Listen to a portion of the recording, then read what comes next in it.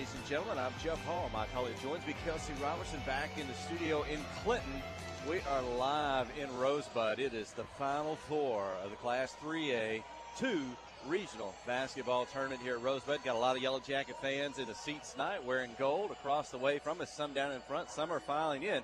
We just saw a close finish to the boys' game just before this one when the Osceola boys, I think the number one seed on the boys' side of things, they won, had to pull it out at the end and prevent Walnut Ridge from making a comeback, but they get the win. Had an exciting game earlier in the day. My colleague can tell you all about that one. I got to listen to it on the radio for that one, but so there's already been a lot of excitement here on day 3, semifinal round of the regional basketball tournament. The Yellow Jacket senior girls are out on the floor. They're warming up. Coach Matthew Post and Tammy Johnson are ready to go for tonight. This team hoping to play for a championship berth tomorrow night here at the regional tournament. Got a little bit extra time tonight here in the warm-up. Let's get them set, my colleague, for the tip tonight. Yeah, as a crowd rolling in here, it's going to be a huge crowd for this one. The Yellow Jacket fans are already in the house, and Rosebud plays at 8:30 after their stirring victory last night over Manila. And those Rosebud fans are also packing in. This is going to be close to capacity probably before this one starts. Still got fans around the top waiting to move down and to find some seating. Should be a good one here tonight. Lady Yellow Jackets looking to reach the regional finals. They've already punched their ticket to the state tournament later this week in Harrison, but they want to try to keep improving that seeding, and they'll take on a very good Hoxie team that finished second in their conference up in northeast Arkansas, the 3-3A. Yellow Jackets come in tonight, the number one seed out of the 2-3A. They're 27-4 on the season. That matches the 2010 team of Ricky Cooper. They went 14-2 in the conference this year and were co-champions. The Jackets have won 12 in a row and 23 of their last 25 basketball games. Hoxie comes in with a record of 19 wins, 9 losses, the number 2 seed out of conference 3-3A, and they went 13-4 in the conference season. And they're on a pretty good streak. They've won 5 of their last 6 ball games. In fact, if you go back between January the 10th and January the 27th, Hoxie had a 7-game winning streak at that point. And don't overlook it. Those 4 teams in the other conference, they beat up on each other. For example, Hoxie has 3 wins over Corning, and Corning was the number 2 team in the conference. They also have 1 win over Manila, which was the conference champion, but they also have a loss to Osceola by a score of 42-38. And, of course, the Yellow Jackets beat Osceola by 11 points on Saturday night. Yellow Jackets are the conference co-champs, the district tournament champs, the Bauxite tournament champions, and the North Arkansas Community College tournament champions this year. How did they get here? Yellow Jackets in the district tournament beat Harding Academy 39-37 in the semifinals, and defeated Mountain View 54-36 in the finals last week in Riverview. And Saturday night, Clinton beat Osceola 59-48 in a game that gets them here to the semifinals. I call that game, Jeff Hall, fouls, fast breaks, and fatigue. Yellow Jackets had fouls early. Kylie Laster got fouls early, had to leave the game, and Osceola took the lead in the first half. The Yellow Jackets would eventually had the lead by the half at 24-19. And there were fast breaks. In the first half, Osceola was getting down the floor, outrunning the Lady Yellow Jackets and scoring. And in the second half, the Lady Yellow Jackets were running those fast breaks, and they were beating Osceola down the floor. And there was fatigue. It looks like 2 minutes into the third quarter, and Osceola was out of gas. And the Yellow Jackets broke the game open in the third quarter on a 21-13 run in the third quarter. And the Yellow Jackets went on to win 59-48 as there were fouls, fast breaks, and fatigue in that one. Reese McDonald was the leading scorer. She got 16, 8 in each half. The senior Alexa Booher off the bench, she scored 13. Katie McJunkins 9 points, and Kinley Keith with 8 points. Kinley hit 4 of 5 at the free throw line.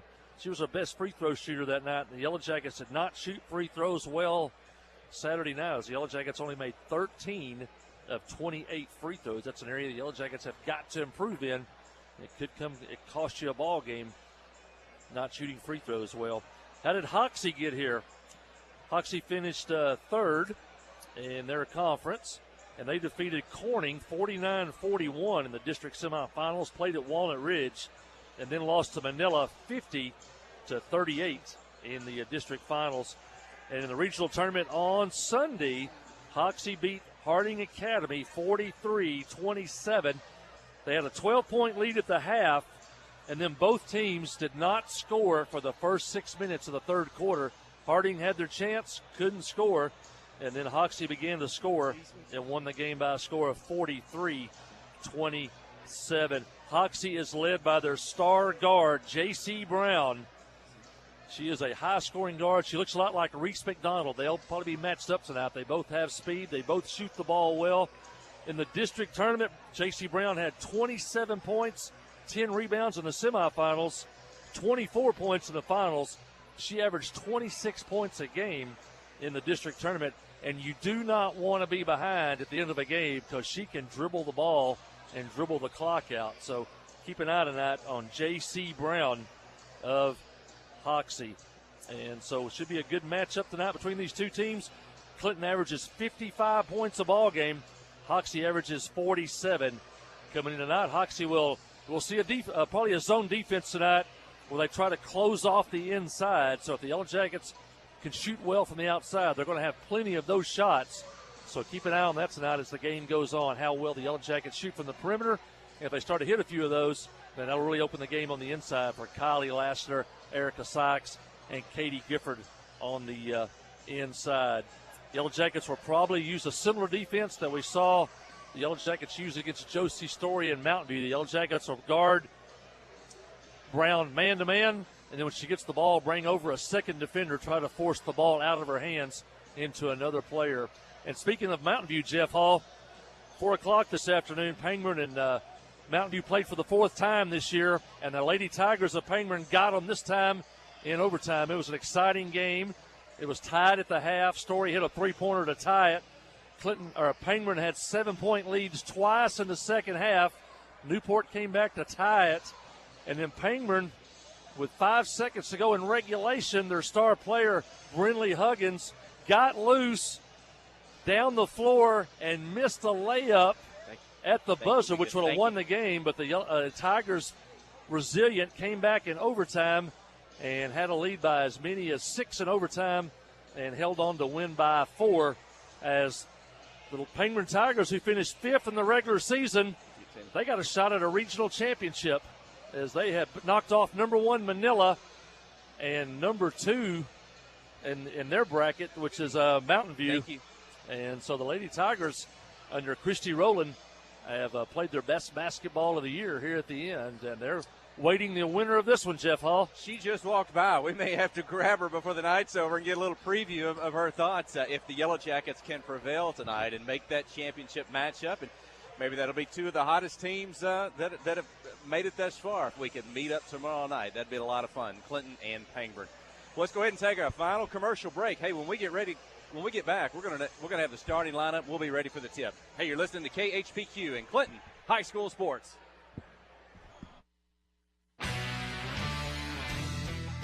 The all-new Cowboy Chrysler Dodge Jeep Ram in Clinton is gearing up for football season. Yep, we've got a huge lineup of Rams that are sure to fit all of your tailgating needs. So put on that lucky jersey and score huge savings during the summer clearance event. Can't wait to see you at the all-new Cowboy Chrysler Dodge Jeep Ram in Clinton and at cowboycdjr.com.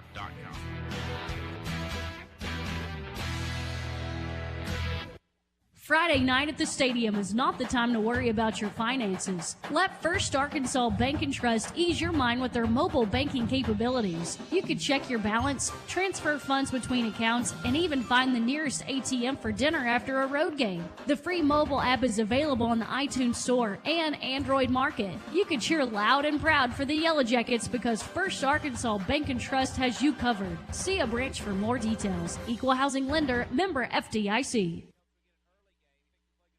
You know, life here wouldn't be the same without a sense of community. This is a wonderful place to live. The home of the Chuck Wagon Races, Greers Ferry Lake, and of course, Joe Lee Chevrolet. You know, Joe Lee Chevrolet is famous for fairness, honesty, and square dealing. Now for 4 generations. Sure, you can buy a new Chevrolet car, truck, any other place, but this isn't anywhere. This is home. They invite you to come on down to Joe Lee Chevrolet, where they have large rebates and incentives plus low interest rates. Joe Lee Chevrolet, Highway 65 South in Clinton. Ozark Health is a wonderful diamond in the rough, I call it. Living in a rural community, having access to healthcare is critical. It has been a blessing to our community. Not that I want to go to the hospital, this last place that I really want to go, but this is a place I'd recommend to anybody. There's nothing like the individual care that you get here. It's phenomenal. Our purpose for being here is to serve people. It fills me with pride that we're able to do that. Ozark Health, your community hospital.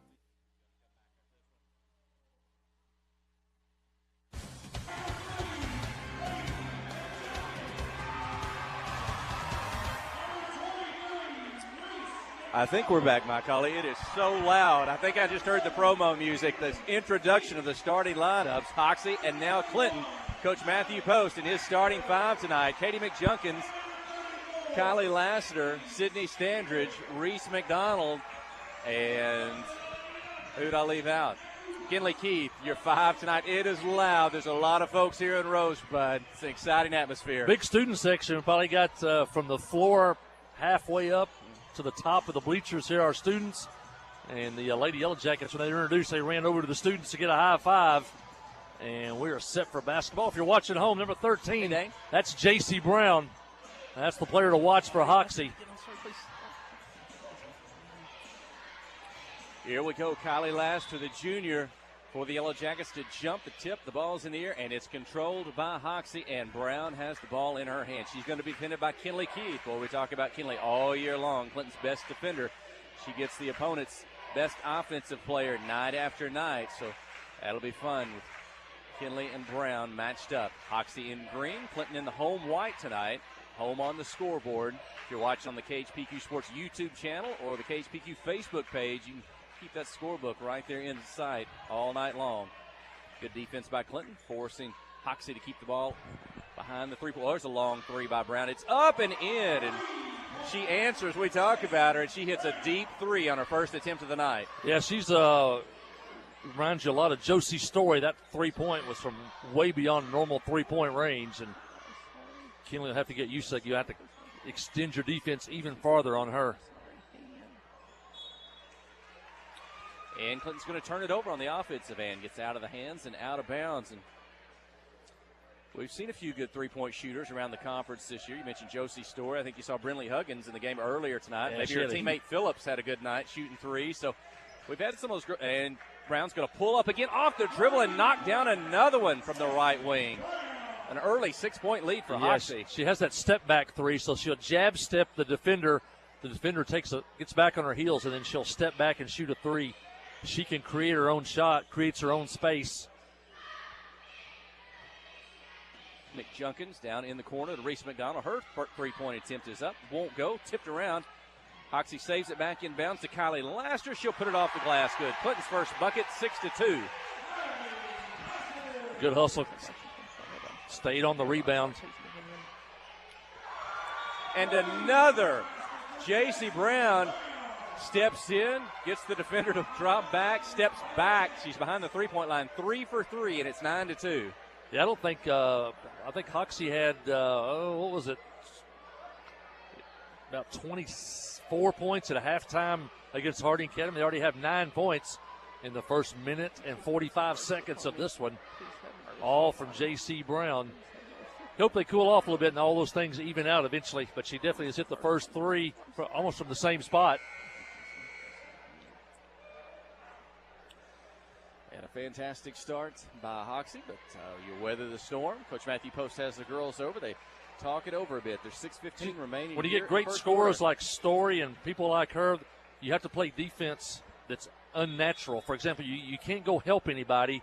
Normally you would help when players get by their defender and go to the basket. You can't help anybody, and you can't turn your head and look at the ball. You always have to know where the offensive player's at. Laster at the post. cross-court pass to McDonald in the corner. Reese's three, in and out. Rebound by Keith. Now her pass tipped up in the air, and Hoxie's going to come away with it. Brown's got it in her hands across midcourt. McDonald steps to defend. Stop, start. Brown into the lane, kick out. Behind the three-point line, shot up, in and out. Won't go. Lassiter for the rebound. Off to Katie McJunkins. Clinton's on the run, quickly down the floor. Hoxie between the Jackets and the basket. Sydney Standridge quick for three from the corner. Won't go. Hoxie with the rebound. And up ahead, ball's tipped. Controlled still by Hoxie in the lane. Shot won't go. Lassiter with the rebound. Pass ahead to McJunkins. Defense in front of her. She wants to drive from the left side. She'll slide in the lane. Shots blocked. Foul called. Katie McJunkins to the free throw line. We have to describe these two teams with Mountain View. Both have a great score, Brown and Story. Mountain View probably has a couple of three other players offensively that can score, or all four of those players can contribute offensively. Hoxie a little bit more of a one-man team. They don't get a whole lot of production out of the other players. And the second free throw up and in by Katie McJunkins, 9-3. Clinton trailing, 5:15 to go in the first quarter. Brown on the dribble now, a little double team with McDonald and Keith. Long cross-court pass, almost knocked away by Lassiter. Saved out of bounds. Hoxie maintains control. Back into the hands of Brown. What she thought about a deep shot there. Instead of off the dribble, it's a pass into the corner. Short, off the rim, tipped out, chased down near the midcourt circle. Hoxie again. It's a straight double team now. Left side, open for the three. It's up. A miss. Rebound inside by Hoxie. Back to Brown. Dribbles in, back behind the three. This one off the rim. Lassiter for the rebound. Long pass down the forehead to McDonald. Brown trying to catch up. Reese on the shot. Won't go. Might have been blocked. Sydney Standridge with the rebound. Back to McJunkins. She'll dribble back behind the three-point line and reset the Clinton offense. That's that zone they played against Harding Academy. They try to keep it out of the middle, force you to beat them from the outside. And pass inside to Standridge to the low post. Clinton's got a little bit of a height advantage at, I don't know, maybe 4 or 5 spots on the floor. Rebound, tipped out, controlled by McDonald. She's going to drive, pull up in front of the defender, shoot, miss. Standridge inside the lane. They'll try to take it away from her. Ball gets knocked loose. Out of bounds. It belongs to Clinton. Good hustle on the boards. Yellow Jackets not shooting real well yet, but they're definitely attacking the backboards, trying to get the extra shots. Inbound the ball to Keith. And McDonald lob pass up to McJunkins under the basket and can't get it to go. Mustangs going the other way. Drive the lane. Shot, slide. Won't go. Foul called on Sydney Standridge. And for Hoxie, that's going to send, I don't have 21 on my roster. I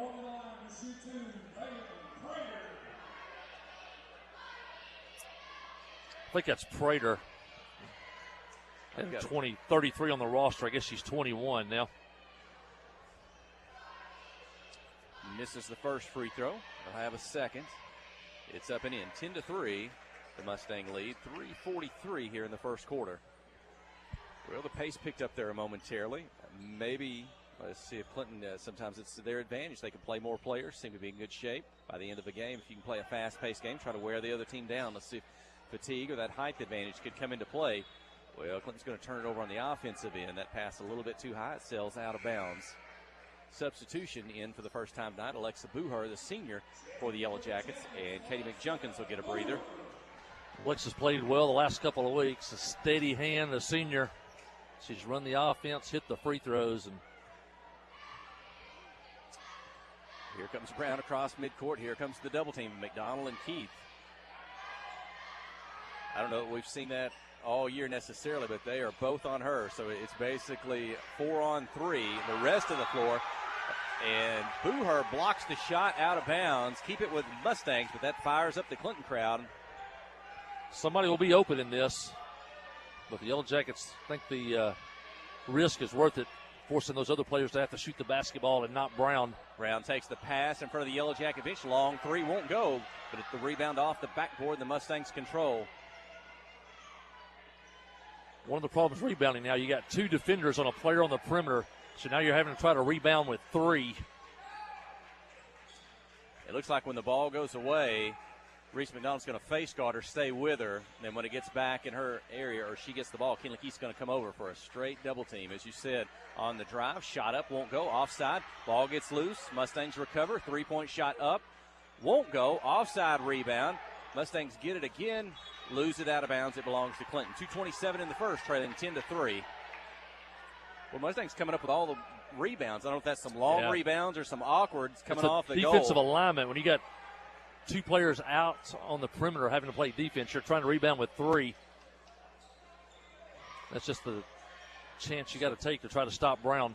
Inside high post to Laster, and Kylie tries to give it up past the Sydney Standards. Maybe one too many passes that time. It gets knocked away. There's lots of defenders in there on that tight zone defense. You're not going to be able to throw the ball post to post very often.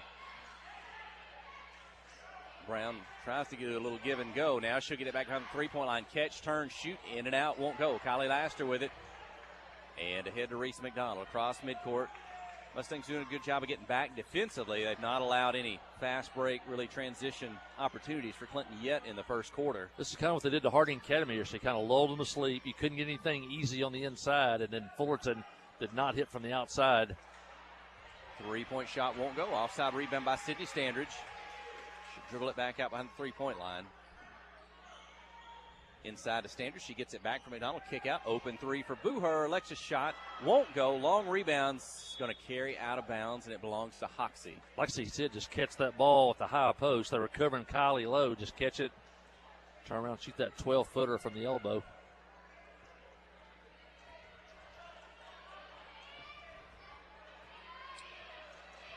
And J.C. Brown will walk across midcourt. Hoxie got 9 points in a minute and 45 seconds. They've only got one since then. Brown gets it back. She's being chased by McDonald, and Reese will run into her from behind, from the side, and pick up the foul. And Erica Sykes will check into the ball game for the first time tonight. Kylie Laster gets a breather. Only 2 fouls on the Yellow Jackets so far in the ball game. Only 1 against Hoxie. Maybe that's a good start, unlike there was a little bit of foul trouble early. Maybe for Kylie Laster on the other night, really limited her minutes in that win on Saturday. So off to a good start in that regard.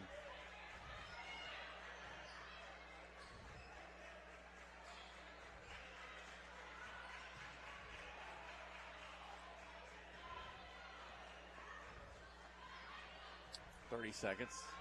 Hoxie. Long three-pointer attempt off the backboard, won't go. Kinley Keith with it, and then I think it's off the heel.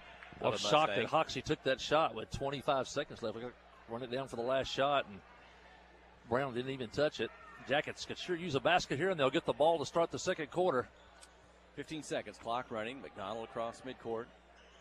Clinton's had some opportunities behind the three-point line. They're just not fallen yet in this one. Down to 7-6. McDonald and Keith out high. Inside, into the corner, Booher with it. Three's up and in. And maybe that's what the Lady Yellow Jackets needed. First 3 of the ball game, and they'll cut into the Hoxie lead 10-6 after 1. Semifinal, Class 3A Girls Regional Basketball Tournament from Rosebud. You're listening to KHPQ and Clinton High School Sports. Steve Good at Goods Cash Saver says you can learn a lot about life by playing sports. You may never be the biggest or the fastest, but you can always try to be the very best and give 100%. And that's what they do every day at Goods Cash Saver. Even though they don't have the biggest building, they try to have every item that you might need in groceries. They also overachieve every day in their meat department. So when you're looking for a place to shop, give Goods Cash Saver a try. A supermarket that cares about you and your community and says, go Yellow Jackets. Conway Regional has been the community's hospital for 100 years, providing high-quality, compassionate care. As our community continues to grow, we're growing alongside you to ensure all of your healthcare needs are met right here in Conway. When your family needs emergency care, you can trust our board-certified providers to provide you with the comprehensive care you deserve when you need it most. When you're facing an emergency, trust the care you'll find down the hallway, not down the highway. At Conway Regional, we're not just growing, we're growing together.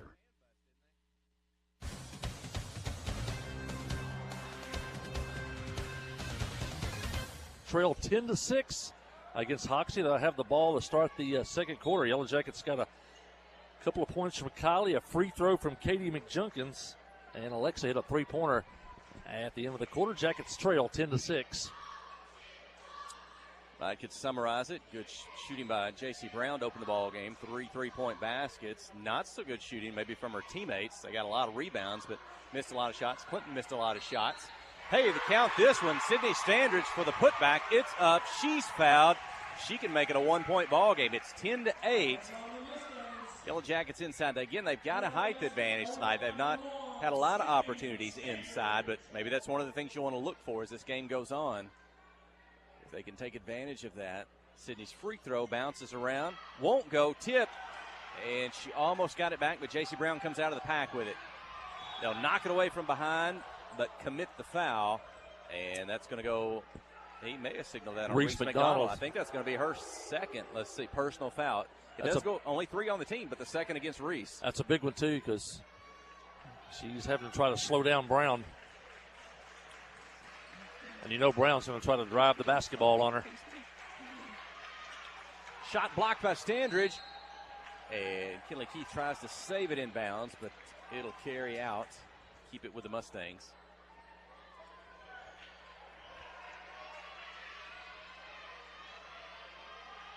Looking to inbound the ball, to toss it out high to J.C. Brown. That double team in front of her. 1 to her left, 1 to her right. That's Keith and McDonald. Good defense by Erica. Stay between. And Brown's going to go inside this time. She drives. Kind of has to swing and do a little underhand, put it off the glass to finish. She does. That's her 11th point. 11 of her team's 12-8. Hey, let's talk a little bit about the Booster Club tonight and their sponsorship of the live stream. We thank for all of our sponsors, radio and live stream, helping us out throughout the year. Live stream, of course, we've had First Arkansas Bank and Trust and, of course, Landers CDJ. I want to thank them. I want to thank the Booster Club tonight for sponsoring the live stream. The Booster Club provides budgets for each sport and spirit squads. That's about 15 different groups that gets a budget from the Booster Club. Also, the Booster Club provides scholarships for Yellow Jacket seniors. Last year we gave 4 scholarships for Yellow Jacket seniors, and the Booster Club also provides the awards for the male and female players of the year. Also equipment and meals and everything during the year above and beyond what the school can provide. And we want you to be a member of the Booster Club. If you like things like this, bringing you the game on a live stream, and you can be a member for as little as $10. We'll talk about more about that later. But thanks for the Booster Club for sponsoring tonight's Yellow Jacket basketball. 12-8 is the score. Clinton with the basketball. Booher, Standridge, Keith, McDonald, and Erica Sykes. Sydney drives in, draws a double team. And now a reach-in foul is going to be called on Hoxie. Let's see if that goes against Brown or her teammate, Ellery Gillum. And who they're going to give that to.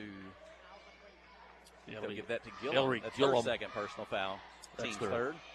That's their post player on the inside, number 23. Coach Matthew Post on his feet. Just down from the scorer's table. Jumper on the outside. Won't go by McDonald. A rebound to Brown. Those shots are always going to be there against this 1-2-2 defense. Yellow Jackets got to hit a few of those, open up the inside.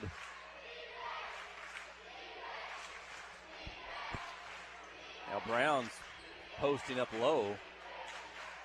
Calling for the basketball, but Reese McDonald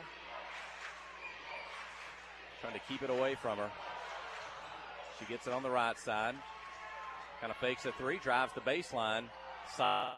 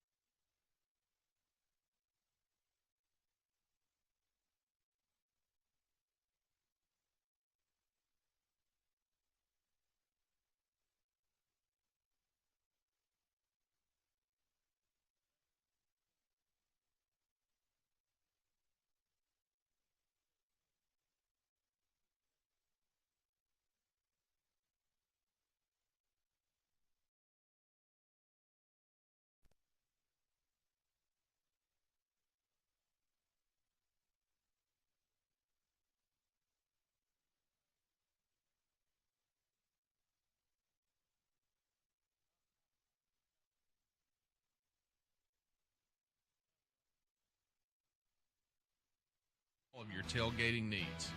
So put on that lucky jersey and score huge savings during the summer clearance event. Can't wait to see you at the all-new Cowboy Chrysler Dodge Jeep Ram in Clinton and at cowboycdjr.com.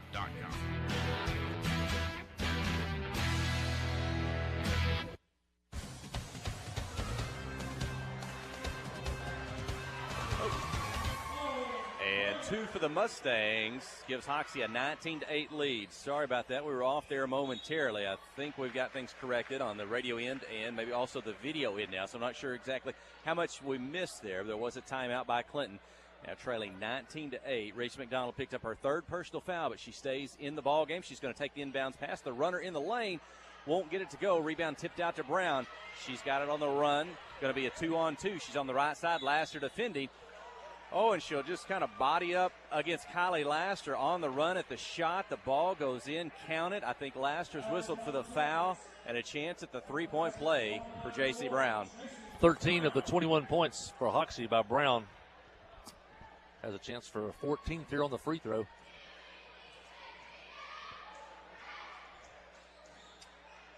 Misses. Laster with the rebound. Biggest lead of the ball game for Hoxie.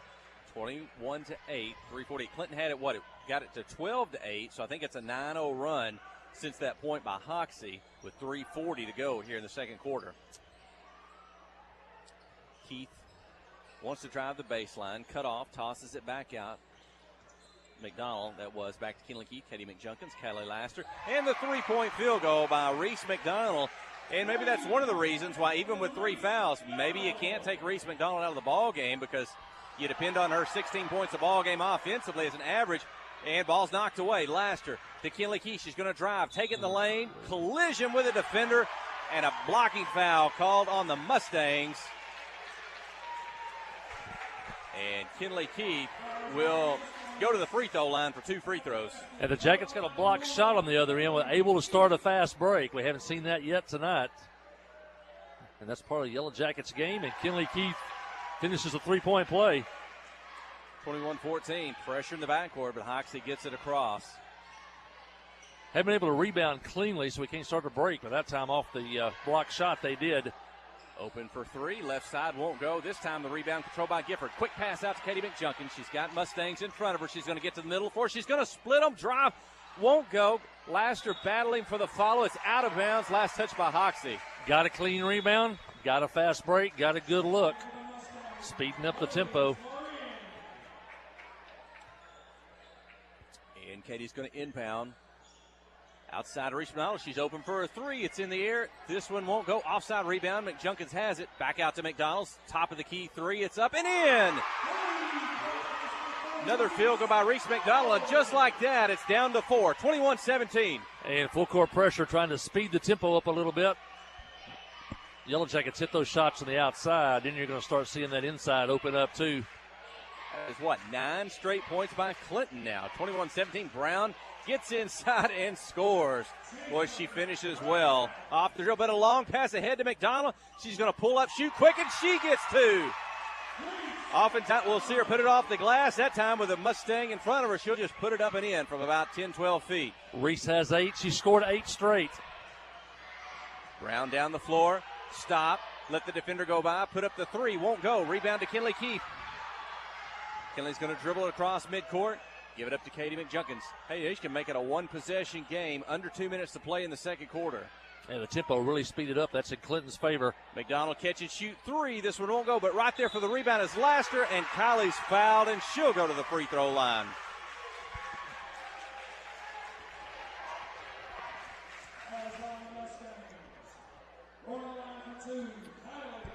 A minute 42 in the second. Laster's first free throw is off the back of the rim. It won't go. She'll have a second. Jackets 2 for 5 at the line. 13 of 28 Saturday night.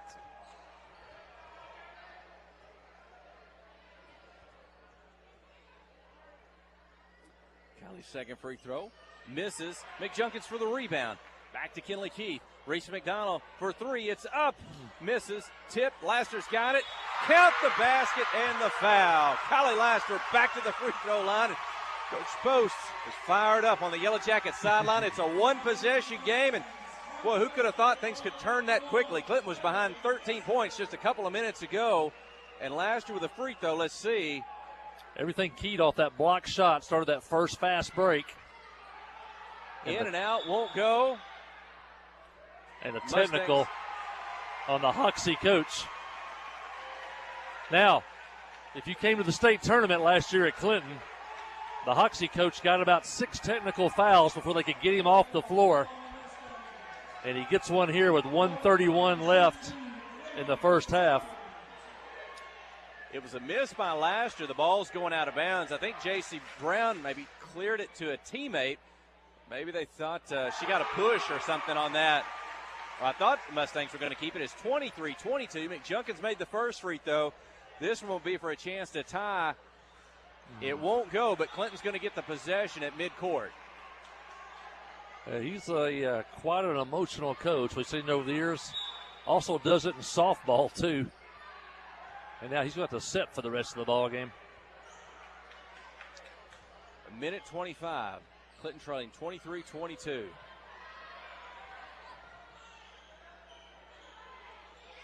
McDonald, Laster, Gifford, Keith, and McJunkins. Kinley's going to drive, beat one defender, dump it off. They'll get it back out to McDonald for 3. Reese gives the Yellow Jackets the lead for the first time tonight, 25-23. Just hitting those outside shots that were always there. The Jackets come back. And Mustangs get the ball quickly down the court. Kylie Laster's forced to foul. She goes for the block, but the foul's going to save a shot right into the basket. Force Hoxie to earn it from the free throw line. For Kylie, that's her second personal foul and the team's 7th.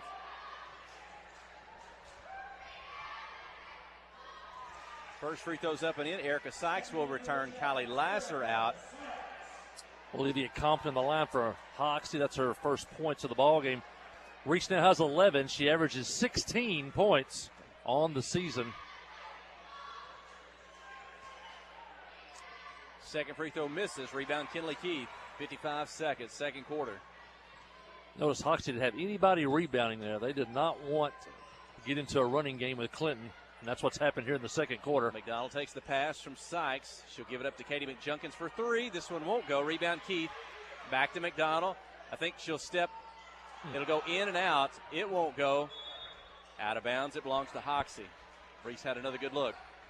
Well, again, that's a coach. I guess that's why you don't take McDonald out with 3 fouls. Look at this burst she's had offensively in the second quarter to give Clinton the lead. And it's the big burst against OCL in the third quarter that she had. J.C. Brown's going to try to answer. She'll get in the lane, try to draw a foul, and count the basket. How about that? Every time she goes in the lane, she scores and draws a foul with that. 26-25. She can shoot the 3 and she can finish inside. She already has 17 points in the first half. Make it 18. 27-25. This might be the final shot of the half. Clinton could tie or take the lead. 14 seconds. Clock running across midcourt. McJunkins, McDonald, and Keith out high. Here they go. McJunkins going to dribble down. Get McDonald in the corner. Looks at a double team. Tries to pass it away. It's knocked out of bounds by Hoxie. That's what we'll play. They're going to try to dump it inside to Katie Gifford off a screen by Sykes, but the ball got blocked. Still got 6 seconds here. Got plenty of time.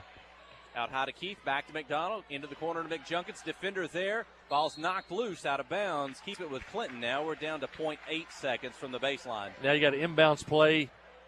No second option. It's got the shots got to be on the first play, and now Hoxie's going to waste a timeout with 0.8 of a second left here in the first half. Looked like Coach Matthew Post is motioning just to like throw it up in the middle to maybe Katie Gifford or Erica Sykes go for the tip. And with 0.8 seconds remaining. You can still shoot it here. You get down to 0.3 left. You have to tip it, but with 0.8 of a second left, you can still shoot it. Hey, I was going to mention on that Booster Club, for as little as $10, you can be a member of the Booster Club, and it is the best deal going because 100% of the money taken in goes back to the kids, the teams, and the Spirit squads. And and you can also vote on scholarships and Player of the Year. And for just $100, you can be a Gold Club member. Get you into every sporting event in Clinton during the year. Basketball, football, baseball, softball. That gets you into every game with that Gold Club. That's $100. And, of course, business advertising. We love to have your banner hanging up. Here we go. McJunkins up high to Standard. She catches. She shoots. It's blocked. No, is there a foul?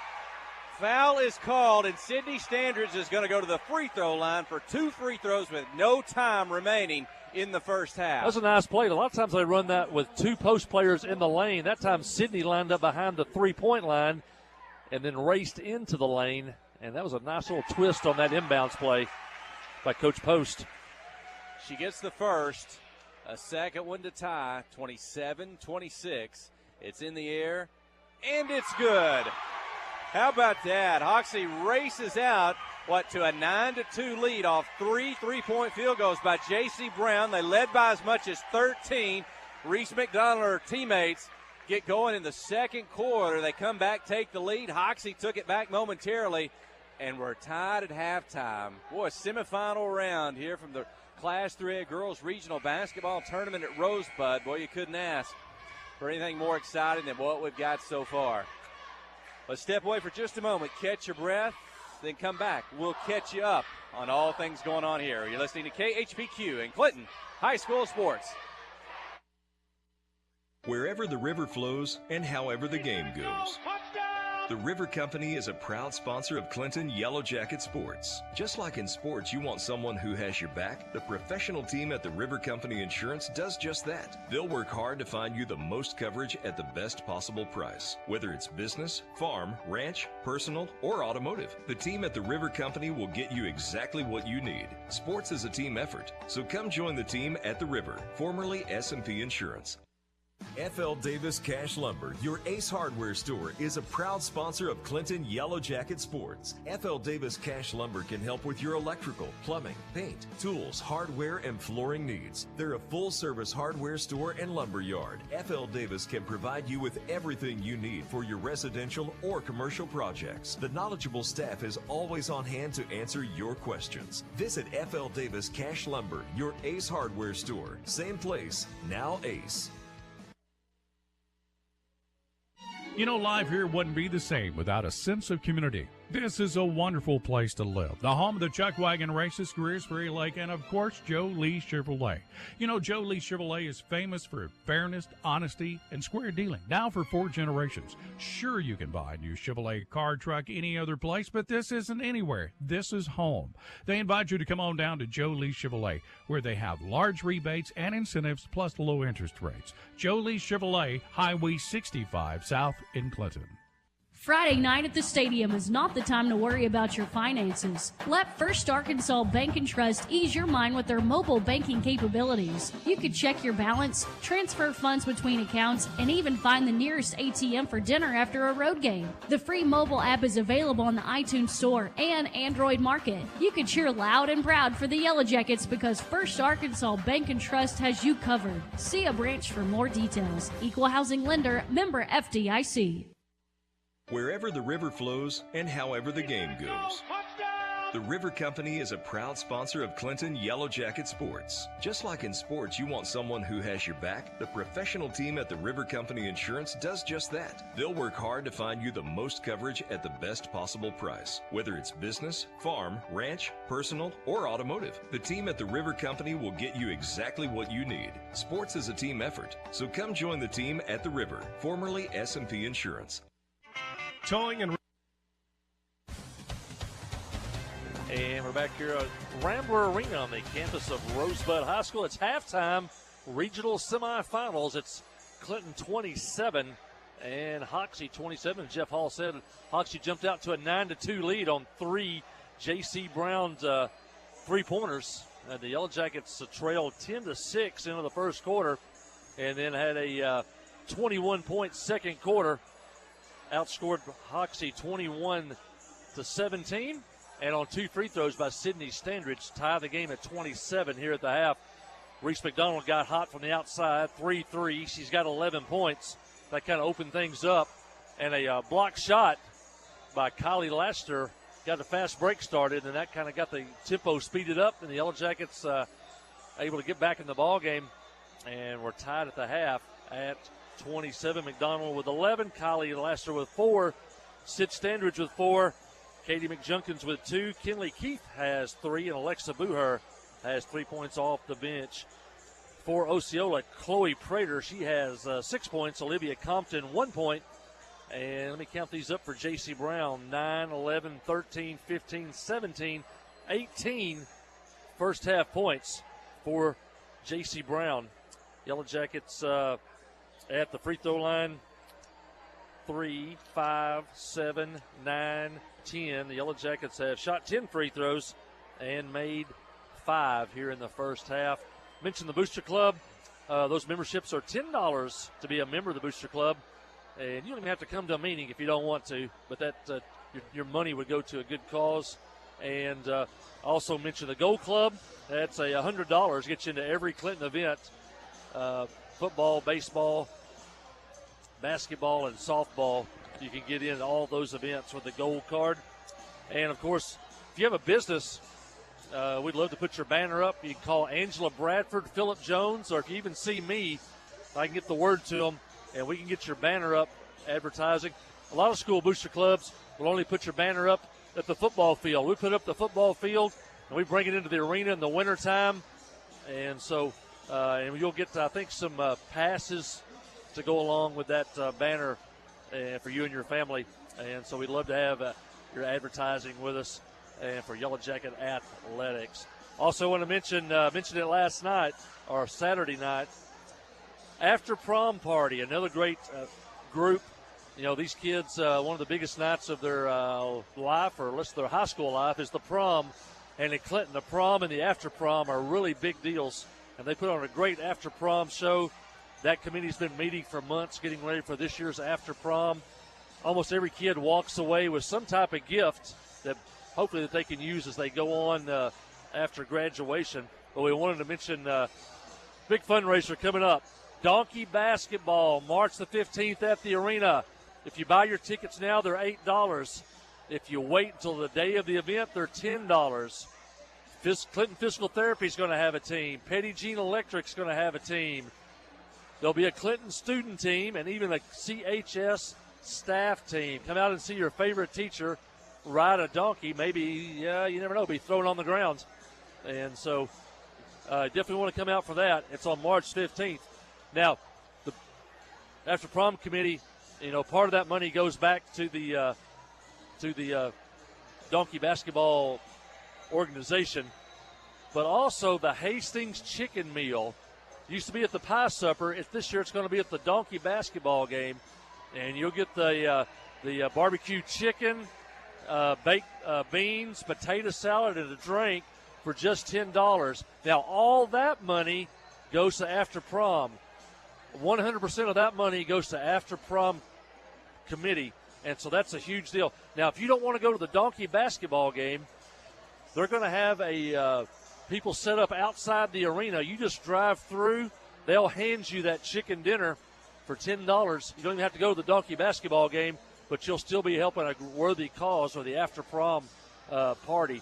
But Angela Bradford's also a part of that group. You can contact her and look for social media. But donkey basketball tickets in advance, $8, $10 day of the event, $10 Hastings chicken meal. And if you don't want to go to donkey basketball, you can just drive through the lot and they'll hand you a great chicken dinner. And that'll be on Tuesday, March the 15th, Jeff Hall. We need a KHPQ team there and get the whole staff up on a donkey. Maybe we can get it on video then. Put it on for the live stream tonight. Hopefully you've been able to be with us in this first half on the KHPQ Sports YouTube channel or the KHPQ Facebook page tonight with that, or here on the radio over the airwaves at 92.1 FM from Clinton all the way over to Rosebud. Folks can listen here and all around North Central Arkansas, anywhere in the world at www.khpq.com. From your computer, your laptop, and then on your mobile devices, just download the Hot Country KHPQ app from the Apple Store or the Google Play Store, and you can listen to KHPQ's program 24 hours a day, including the ball game tonight. And we talk about tonight, and we don't want to get too far ahead of ourselves. We can talk about that at the end of the night, but the girls are guaranteed to play tomorrow. One of two scenarios, either in the third place game or the championship game, we hope so. And then later in the week at Harrison, I think we've seen the bracket at that, and maybe we can talk about that also before the night's over. But can't make it out. We're still going to have other opportunities this week for Yellow Jacket basketball. So the girls are back out on the floor. They're shooting around, getting ready to go. A minute to play before we tip the second half. You're listening to KHPQ in Clinton High School Sports. Towing and recovery is the last thing you think about until you really need it. Then you really want the best. There's only one name to call, Justin's Collision Repair Towing and Recovery. They have the largest and latest model recovery fleet in North Central Arkansas. From small towing to heavy-duty towing, Justin's Collision Repair Towing and Recovery on Highway 65 in Clinton is the one to call, 745-2992. That's Justin's Collision Repair Towing and Recovery, 745-2992. Steve Good at Goods Cash Savers says you can learn a lot about life by playing sports. You may never be the biggest or the fastest, but you can always try to be the very best and give 100%. And that's what they do every day at Goods Cash Saver. Even though they don't have the biggest building, they try to have every item that you might need in groceries. They also overachieve every day in their meat department. So when you're looking for a place to shop, give Goods Cash Saver a try. A supermarket that cares about you and your community and says, go Yellow Jackets. Wherever the river flows and however the game goes. The River Company is a proud sponsor of Clinton Yellow Jacket Sports. Just like in sports, you want someone who has your back. The professional team at the River Company Insurance does just that. They'll work hard to find you the most coverage at the best possible price. Whether it's business, farm, ranch, personal, or automotive, the team at the River Company will get you exactly what you need. Sports is a team effort, so come join the team at the River, formerly S&P Insurance. And we'll start the second half. Hoxie will have the basketball. Game's tied. And here we go, Jeff Hall. Into the corner. Three-point shot is up. Blocked in the air. Mustangs take it out. Kylie Laster pulls it away. Long pass head to McDonald. She's going to go one-on-one. The trailer is Standards. Reese gets it up. Won't go. Tipped up. And the Mustangs come away with it. They're going to quickly push it down the floor. Pass ahead to Brown. She's ahead of everyone else. Off the glass, good. Is that her 20th point tonight? 29-27. Brown got 20. I think Reese may have got hit in the nose there. She was slow to get back down the floor. McJunkins, McDonald, Keith, Standridge, and Laster. Now a box and one on Reese McDonald.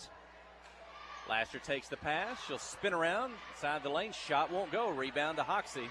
That'll do two things. That'll open the middle, which we just saw there, and there will always be outside shots open. And now Clinton, they opened with a double team on Brown in that first possession. Now they've got her man-to-man with Katie McJunkins, going to face guard her anywhere on the floor. So they've dropped back off of McDonald and Keith from Brown. Now Brown gets it. She's going to dribble. McJunkins chasing long three in front of our broadcast. Wow. And that's in front of our broadcast position. You don't see many high school girls shoot it that deep on the floor. That's close to 30 feet. That three-point line's about 18, so probably 28 feet. Katie's going to drive, get by one defender, take on a second, and draw the foul. Katie McJunkins will go to the free throw line, trailing 32-27. That's how she started the ball game, with those 3 threes. Yeah, I guess that's her first one since that point. But yeah, who guards people out there other than Seth Curry? Katie gets the first. She'll have a second.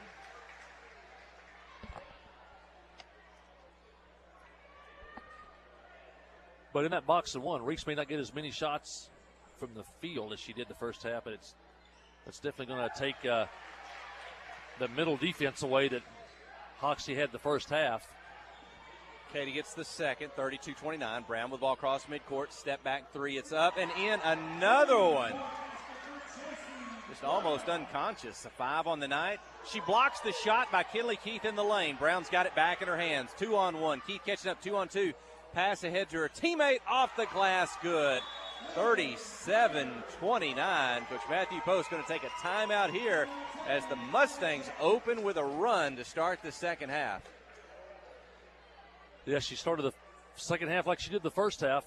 Knocked a long three down, then a step back three, and that time you got to figure she's going to shoot a three anytime, and she was covered. She was rising up to shoot a three and then hit a teammate under the basket, and she blocks it on the other end, so it's been all Brown here in the first minute of the second half with 26 points, I believe.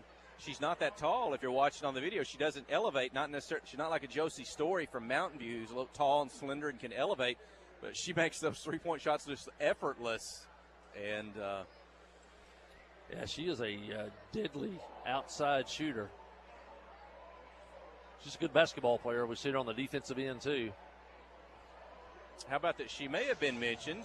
Did folk I saw today on social media, Scorebook Live, who you can check for the AAA for the rosters and things. And I think they had a story today on some of the top guards around the state, all levels of basketball. Reese McDonald for the Yellow Jackets was mentioned as one of those. I have to go back now. I don't know if J.C. Brown was. If she wasn't, she probably should be. I'm not sure if she was mentioned in that. Avery Marsh was. That's Sid's granddaughter. She was mentioned. Episcopal Collegiate. Along with Story. So, out of the timeout, Clinton weathered the storm in the first half when they got behind to start the ball game. Came back, took the lead, tied it up at halftime. Let's see what they can do here. Trailing by 8, 5:48 to go in the third quarter.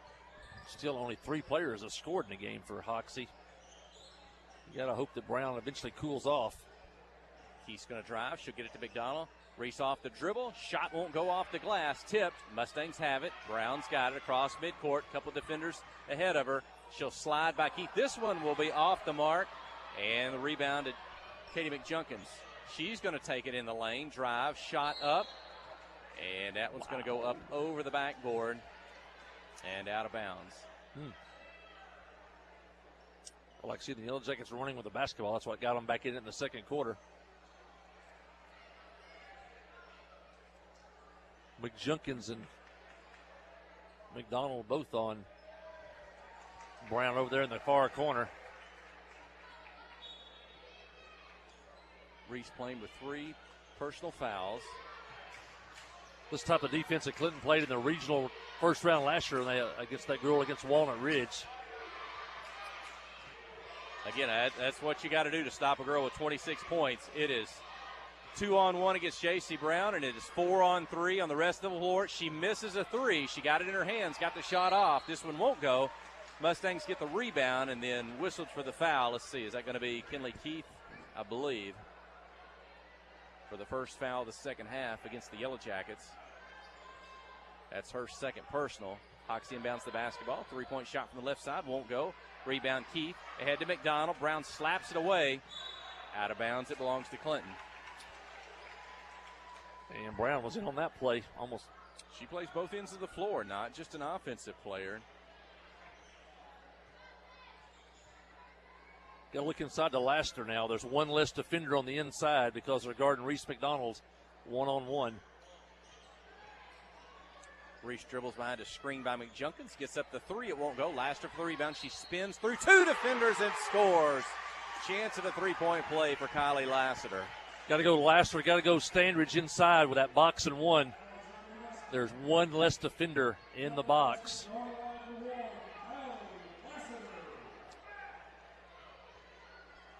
And we'll see a lot of strategy coaching in this one here in the second half. Regional semifinal. Brown behind the back, gets it down the floor, keeps her dribble, kicks it out to her teammate in the corner. Now back out high. Again, Brown's going to go to half court. It's 4 against 3 on the other side, and Oxy takes a timeout. Let's take it with them. You're listening to KHPQ and Clinton High School Sports. We have partnered with Carti to bring world-class cancer treatment to Van Buren County. Some chemos are between 1 to 2 hours to 8 hours. So when patient is sick, diagnosed with the cancer, traveling to Little Rock, that's a pretty long day for sick people. Back in the old days, you had to get on the interstate, go to Conway or go to Little Rock to get your chemo treatments. My mom, for a year and a half, was able to take them right here in Clinton, Arkansas. Big peace of mind for my mom. Ozark Health, your community hospital. Life is better with basketball and with First Security. We have the resources and the know-how to assist with your needs, plus a local team you can count on. So you're making better plays because First Security is making better happen during this season and every season. What's your better? Get there with us. Stop by your local First Security Banking Center or visit us online at fsbank.com today. First Security. Bank better. Member FDIC, Equal Housing Lender.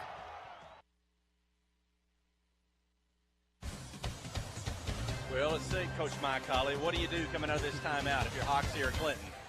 I know both teams are playing a junk defense. Yellow Jackets guarding Brown with 2, and Hoxie's playing a box and 1 on Reese. So it's other players have to step up and make. Hoxie misses the 3, and the Yellow Jackets have it and look to run. Up the floor, McJunkins quickly to Keith. Now Katie gets it back. On offense, I think we need to see a lot of Lassiter on the inside. Now Katie knocks it down. Dribbles to the free throw line. And 2 points, 37-33. Clinton's cut into that 8-point lead. Just under 4 minutes to go in the third. Almost stolen away from Brown. Now she draws the double team. She'll give it up on the left side. Ball gets loose out of bounds, but they'll keep it with Hoxie. Both these defenses are trying to take something away, so you have to give something up. On Clinton's end of the floor, they're trying to take away Reese, but they have to give up that 12 to 15-foot shot, and they have to give up a little bit of the middle. And now it looks like Hoxie's going to play maybe 4-on-3. I saw this one other time several years ago when Bradford had a great score. 3-point shot up, won't go. Follow, get her own rebound, off the glass, misses, but a foul on Kylie Laster. 2 free throws for Hoxie. If you're watching on the KHPQ Sports YouTube channel, the Facebook page, J.C. Brown was basically at the scorer's table on the court along with Katie McJunkins and Reese McDonald. That 4-on-3 results in 2 free throws. Off the miss, got the follow rebound, but going to miss the first. And maybe that's Prater. She'll have a second. Sydney Standridge out. Katie Gifford returns. She had playing time in the first half. Again, Clinton's got a height advantage. Like you said, if they can utilize that around the post, around the lane. Second free throw good, 38-33.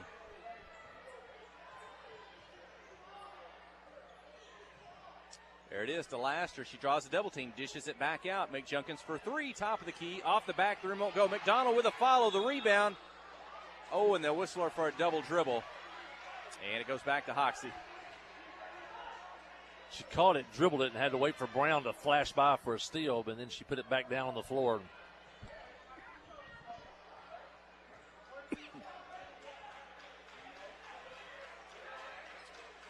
Mustangs across midcourt.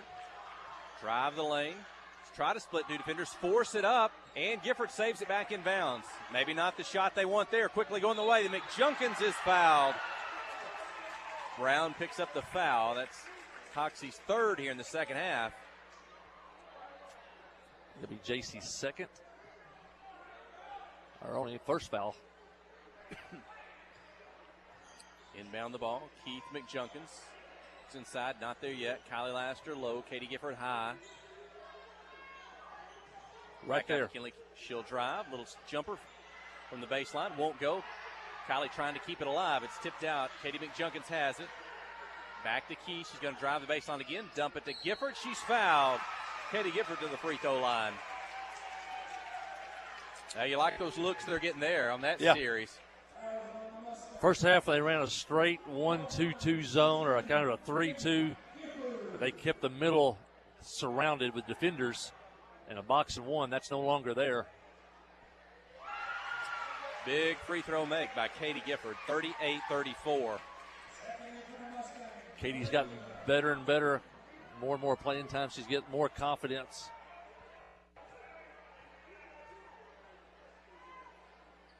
Misses the second free throw. Brown with the rebound for Hoxie. Gives it up to her teammate across midcourt.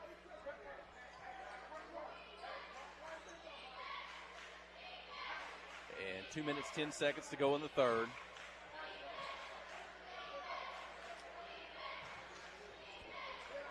And let's see Hoxie. Again, it's a 4-on-3. And ball's tipped away by Gifford. Hoxie almost got it back. Kinley Keith reaches in, tied up, alternate possession to Clinton. Katie kept it alive. Kinley tied it up, and the Yellow Jackets have it.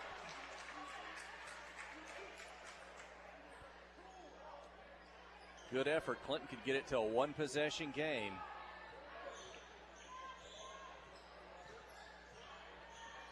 Katie on the dribble, inside the last. She turns, spins, and scores. That's how you draw it up. Your coach Matthew Post, 38-36. Great play by Katie. She took a couple extra dribbles and got a better passing angle And that made it easy for Kylie to score.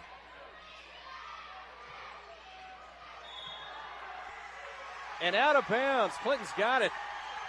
Brown tries to come around her teammate with a couple of Yellow Jackets to take the handoff. They're too close to the sideline. Out of bounds. Clinton's got a chance to tie or take the lead. Brown's only scored 1 point, or Hoxie's only scored 1 point since the Yellow Jackets have gone to the double team. McJunkins on the drive, right to left. She's fouled. Katie McJunkins can tie from the free throw line. It was 37-29 when the Yellow Jackets went to the double team. And now it's 38-36. The Jackets with a chance to tie it here. It was tied at the half.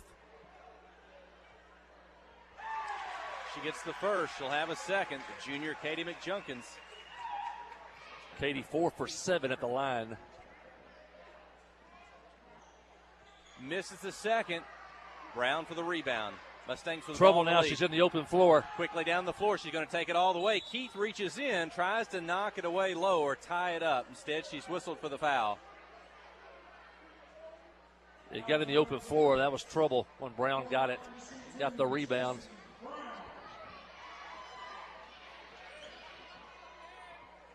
And she gets the first. Is that 27 maybe on the night? 18 at the half. 24, 26, 27.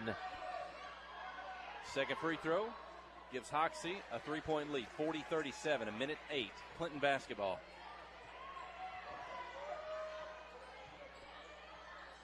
McJunkins into the corner to Keith. Back, down to Laster. And across the lane to Gifford, knocked away momentarily. She kicks it out for a 2-point attempt from Kinley Keith. It misses. Laster's trying to wrestle it away inside, pile up on the floor. And tie it up. Alternate possession to Hoxie. Tough break there. Katie was able to catch that one clean. She'd had a layup. Once the bobble, she had to try to get rid of it. Kinley missed the jump shot. Sydney Standridge back in for Lassiter. Reese got to be careful.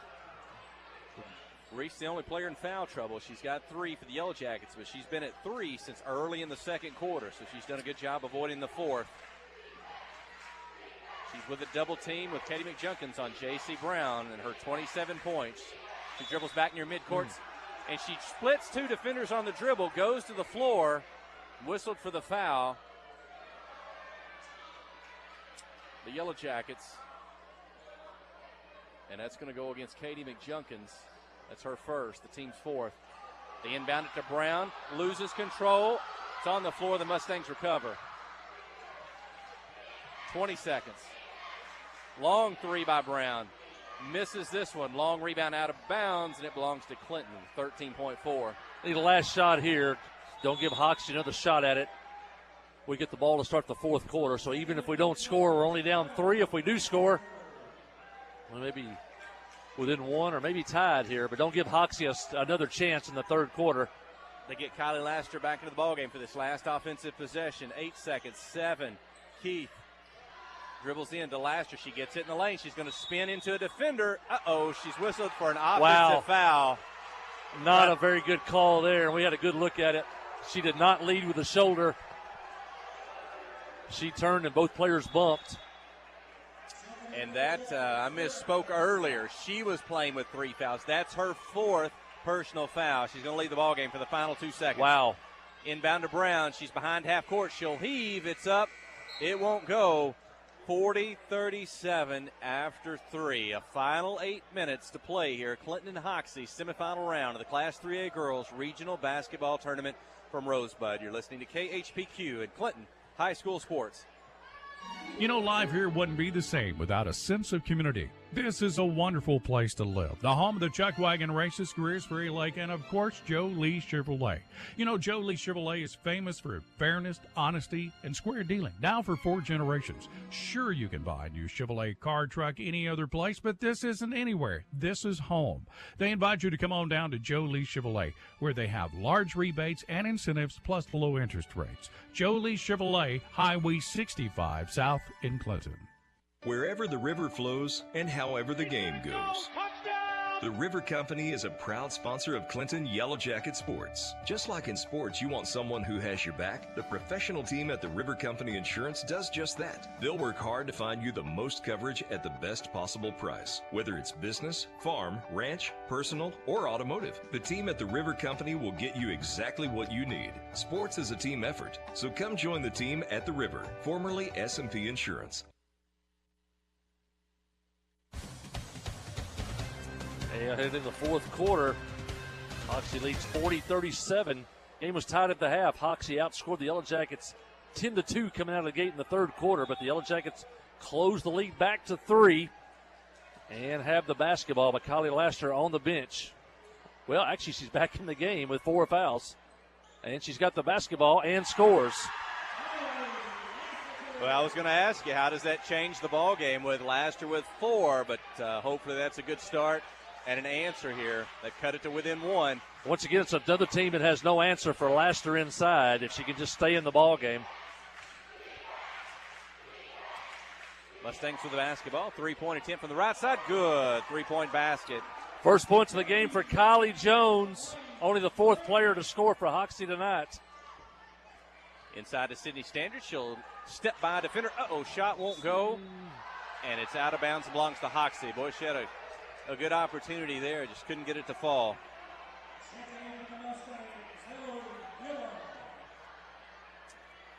And 7:15 remaining, trailing by 4. A little bit of pressure in the backcourt by Reese McDonald. Brown with the basketball. She'll weave her way, get it across. Katie McJunkins stays with her. Double team. 3-point shot up, won't go. Foul on the rebound. That's going to go against Clinton. And I think it's going to go on Sydney Standards as she and Kylie Laster were up close. Katie Gifford heading back in, and Alexa Booher back in here for the first time in the second half. Sydney's second personal foul. She comes out along with Kinley Keith. Mustangs inbound from the baseline.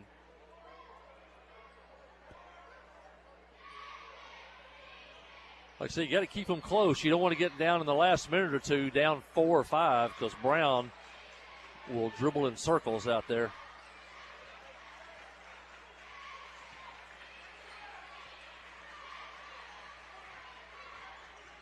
Jackets basically playing a 1-2 zone. Shot up won't go. Offside rebound. Up and in. 2 points for Hoxie.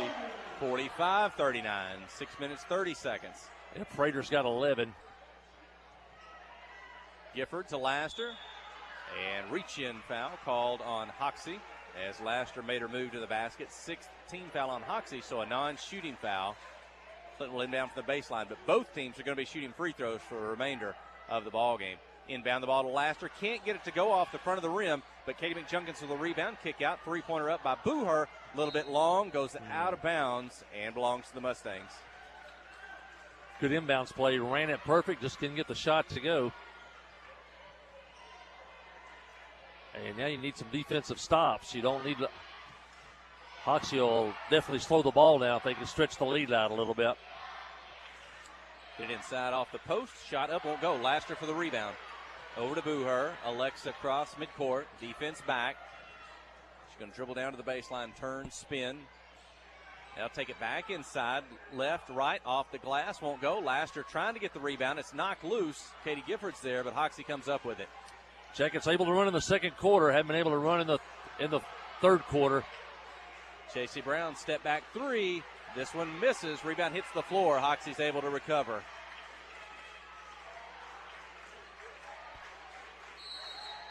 And Hoxie's going to take a timeout. Woo. Well, let's keep it here. 5 minutes, 30 seconds remaining. Clinton trailing by 6, 45-39. Kylie Laster playing with 4 fouls. Reese McDonald with 3. Yeah, Yellow Jackets had their best spurt of the ball game in that second quarter, and they were able to run with the basketball, and then Hoxie's been able to control it and slow it down again in the third quarter. Yellow Jackets had one break here in the fourth quarter, but the faster the tempo favors the Yellow Jackets. Hoxie's going to want to try to slow this thing down, and they got some with Brown at ball handler. You don't want to get down a couple of minutes ago and try to have to get it out of her hands, so Yellow Jackets need to make a move now. Still that box one. Reese hasn't scored in the second half, but They've gone to a box and one defense on her and open up some scoring more inside the lane. Yellow Jackets still not shooting well from the outside, but in that box and one, there's opportunities on the inside. Coach Post gave a pretty rousing pep talk over there in the huddle. Looked like pretty animated. A lot to play for tonight, playing for the championship tomorrow night.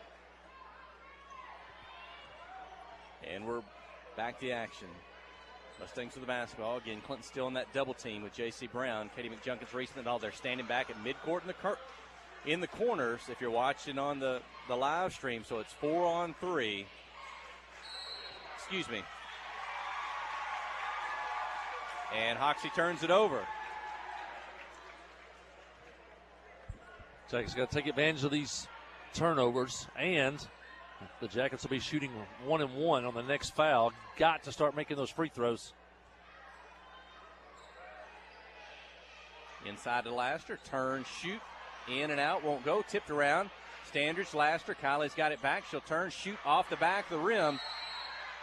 Sydney battling for the rebound, tied up, alternate possession to Hoxie. Looked like they got out of the box and won that time as they tried to run a screen for Reese in the corner. Kylie had a couple of pretty good looks there. He couldn't ask for much more there. Just couldn't make the shot go down. Clinton's missed a few shots inside tonight over the course of the ball game. I'm going to look back and think of some points that they might have normally would have picked up. But bounce pass to the post, knocked away by Laster. Chance to run. Brown reaches in, knocks it away. Katie gets it back. Reese McDonald open for a three. Here it is. It's up and in. 45-42. It's a one-possession game. When you run the basketball, players get spread all over the floor, and good players get open, and Reese was wide open. Knocks down a three, and Hoxie turns it over. They try to get the inbounds pass to Brown. McDonald's there. It's off Brown's hands, out of bounds. Reese's first basket of the second half, her third three.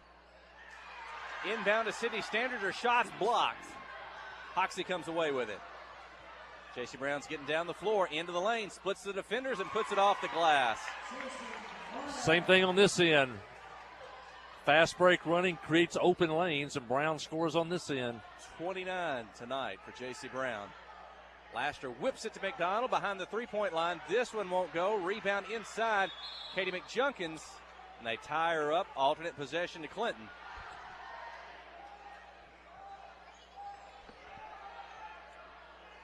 From the baseline, 3:54 to go, trailing by 5.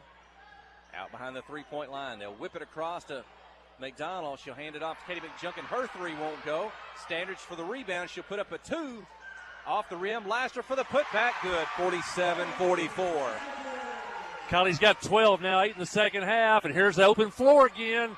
Brown again gets by three defenders, splits the final two, and scores for 31 on the night. 49. You're better off to step out and foul her on the floor. McJunkins on the dribble, reach-in foul called on Hoxie, and that'll send Katie to the free throw line. Maybe Clinton's best free throw shooter. So you like that with 3:23 to go, trailing by 5.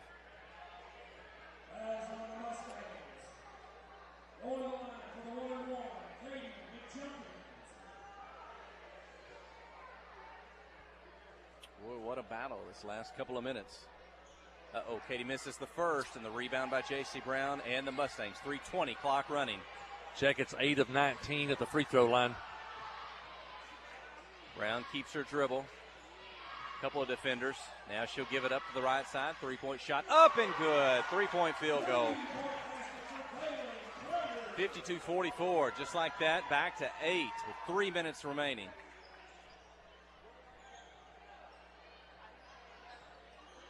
Timely three-point basket by the Mustangs. Kick out. McDonald has it up for three. Won't go. Laster for the putback, and she's fouled. Well, it's the traditional three-point play. It counts just the same. Let's see if Kylie Laster can answer. Kylie's been relentless on the boards, and that was a big putback there. She's had a bunch of those tonight. And needs the free throw here. Jackets, I said, 8 of 19 at the free throw line, and we talked about it for the last couple of weeks. Hadn't shot free throws real well. And Coach Matthew Post wants a timeout. We'll take the break. You're listening to KHPQ in Clinton High School Sports. The all-new Cowboy Chrysler Dodge Jeep Ram in Clinton is gearing up for football season. Yep, we've got a huge lineup of Rams that are sure to fit all of your tailgating needs. So put on that lucky jersey and score huge savings during the summer clearance event. Can't wait to see you at the all-new Cowboy Chrysler Dodge Jeep Ram in Clinton and at cowboycdjr.com.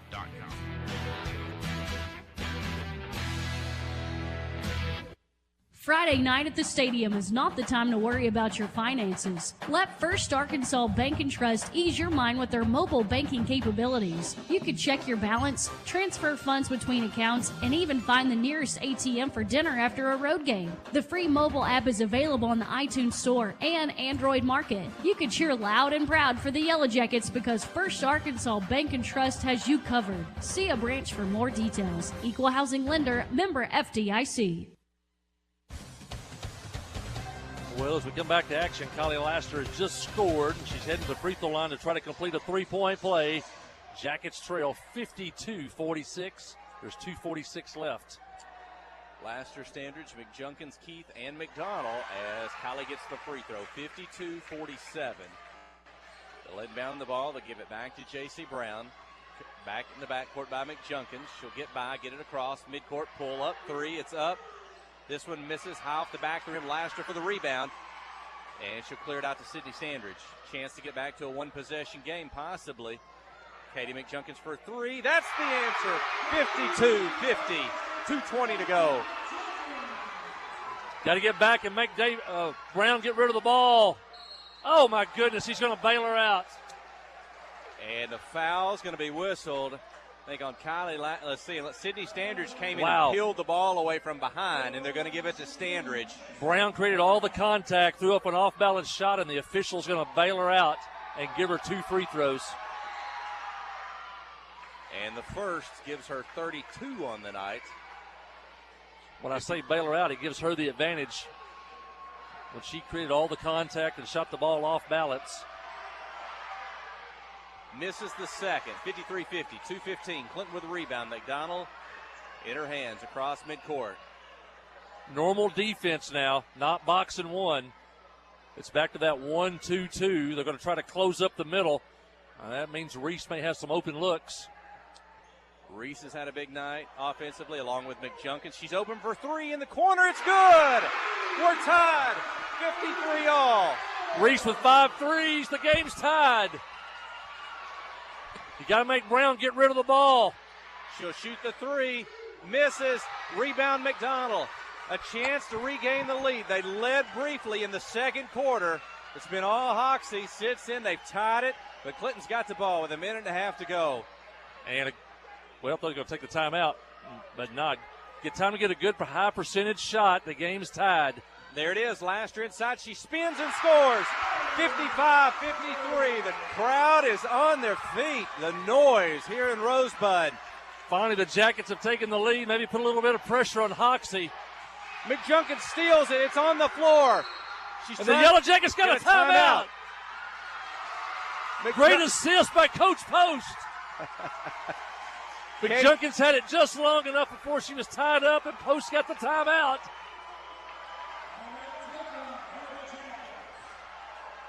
Hope you saw that on TV. What a heck of a play by Katie McJunkins and Coach Post in the background.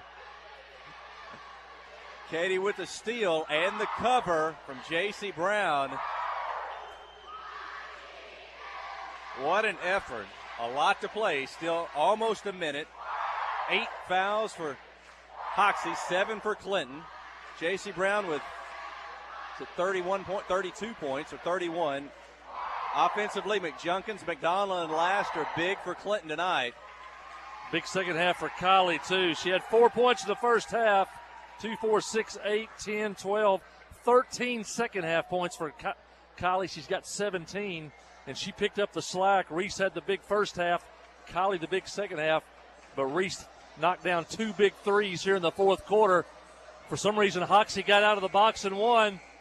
Freed her up again, and Reese made them pay as she knocked down 2 threes. Now the Jackets can take care of the basketball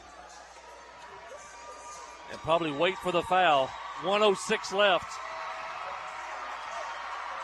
And again, there's not much green, if any, in the gym tonight. It is a Clinton crowd, and it is loud here in the gymnasium. Exactly 60 seconds remaining. Kinley Keith, Katie McJunkins, Reese McDonald, Kylie Laster, Sydney Standers, Keith on the drive. Shot won't go. Laster for the putback. It's blocked. Clinton tries to take it away, but Hoxie clears. Wow, looked like Kylie got mugged down there. J.C. Brown with it. She's going to drive, try to take two and tie. Count the basket and the foul.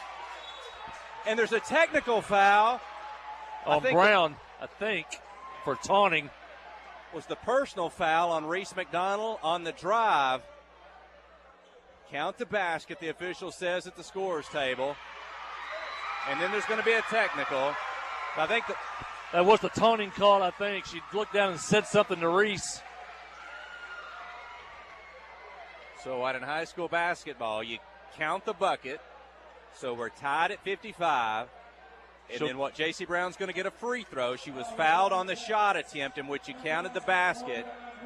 She can give Hoxie a 1-point lead. She's at the line. She makes it, 56-55. Now, is it a but Clinton's going to shoot two free shots throws on this end. Off the technical with 44 seconds. And Clinton will have the basketball. And it'll be a personal foul assessed against J.C. Brown. And that's her fourth. This will be the third and fourth technical free throw that Katie's shot tonight. Katie, it's tied at 56 with a second free throw for McJunkins.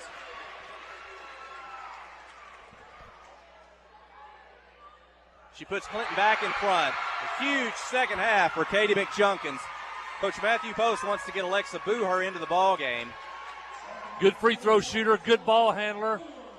And we're right back where we started. The Jackets with the lead and the basketball with about 20 less seconds on the clock at 44.6. So the possession by virtue of the technical foul. Clinton at midcourt just below our broadcast position.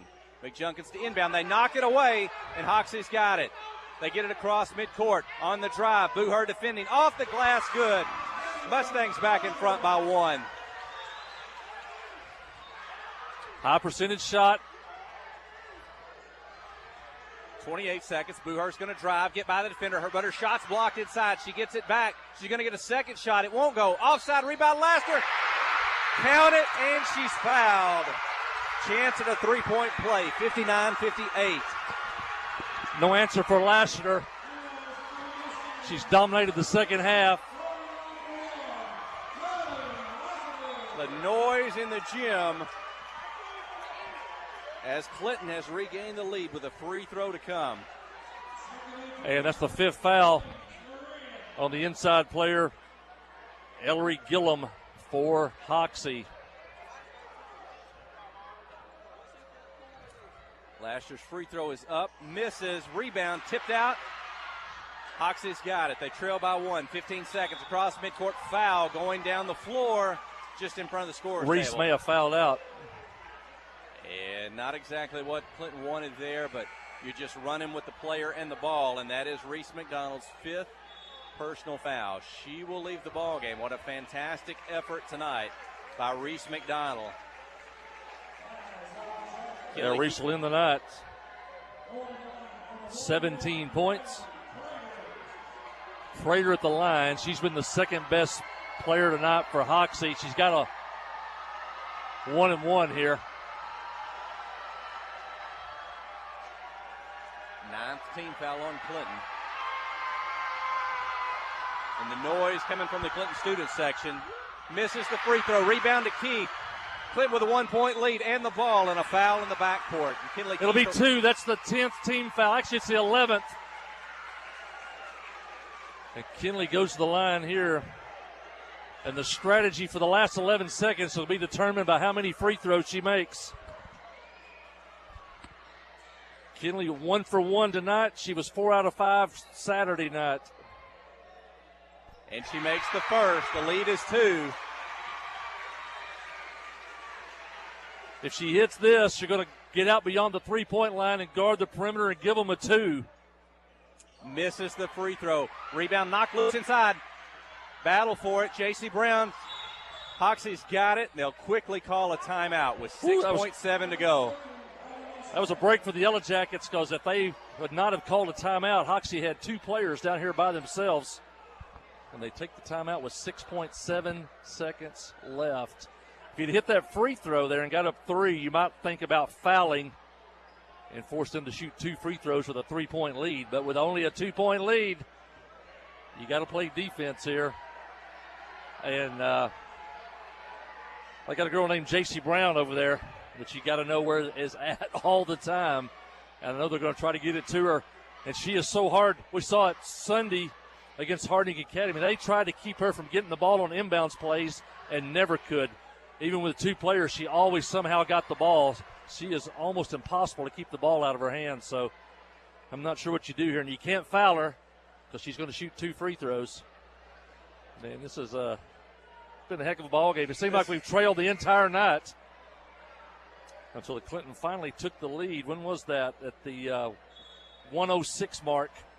Took the lead 55-53 on a Reese McDonald three-pointer. I can't think of another game to compare this one to yet this year. If Clinton wins this ball game, I think you're going to see an eruption from the players and the fans here tonight in this semifinal round. Here comes the crowd. Here comes the noise. 6.7 to go. Kinley Keith is on Brown. Single coverage, man-to-man. Everyone's on their feet. Here we go. They get it to her. Kinley on her hip. She'll get it across midcourt. 4-3. She'll split 2. She's in the lane. 2. It's up and she scores. We're tied. We're going to overtime. We're going to overtime. 60-60.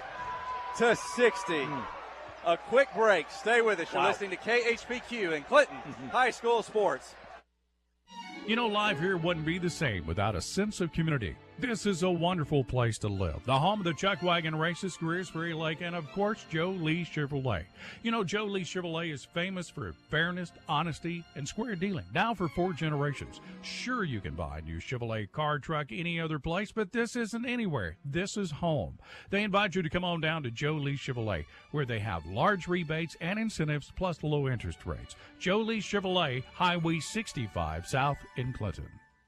Ozark Health is a wonderful diamond in the rough, I call it. Living in a rural community, having access to healthcare is critical. It has been a blessing to our community. Not that I want to go to the hospital, this last place that I really want to go, but this is a place I'd recommend to anybody. There's nothing like the individual care that you get here. It's phenomenal. Our purpose for being here is to serve people. It fills me with pride that we're able to do that. Ozark Health, your community hospital.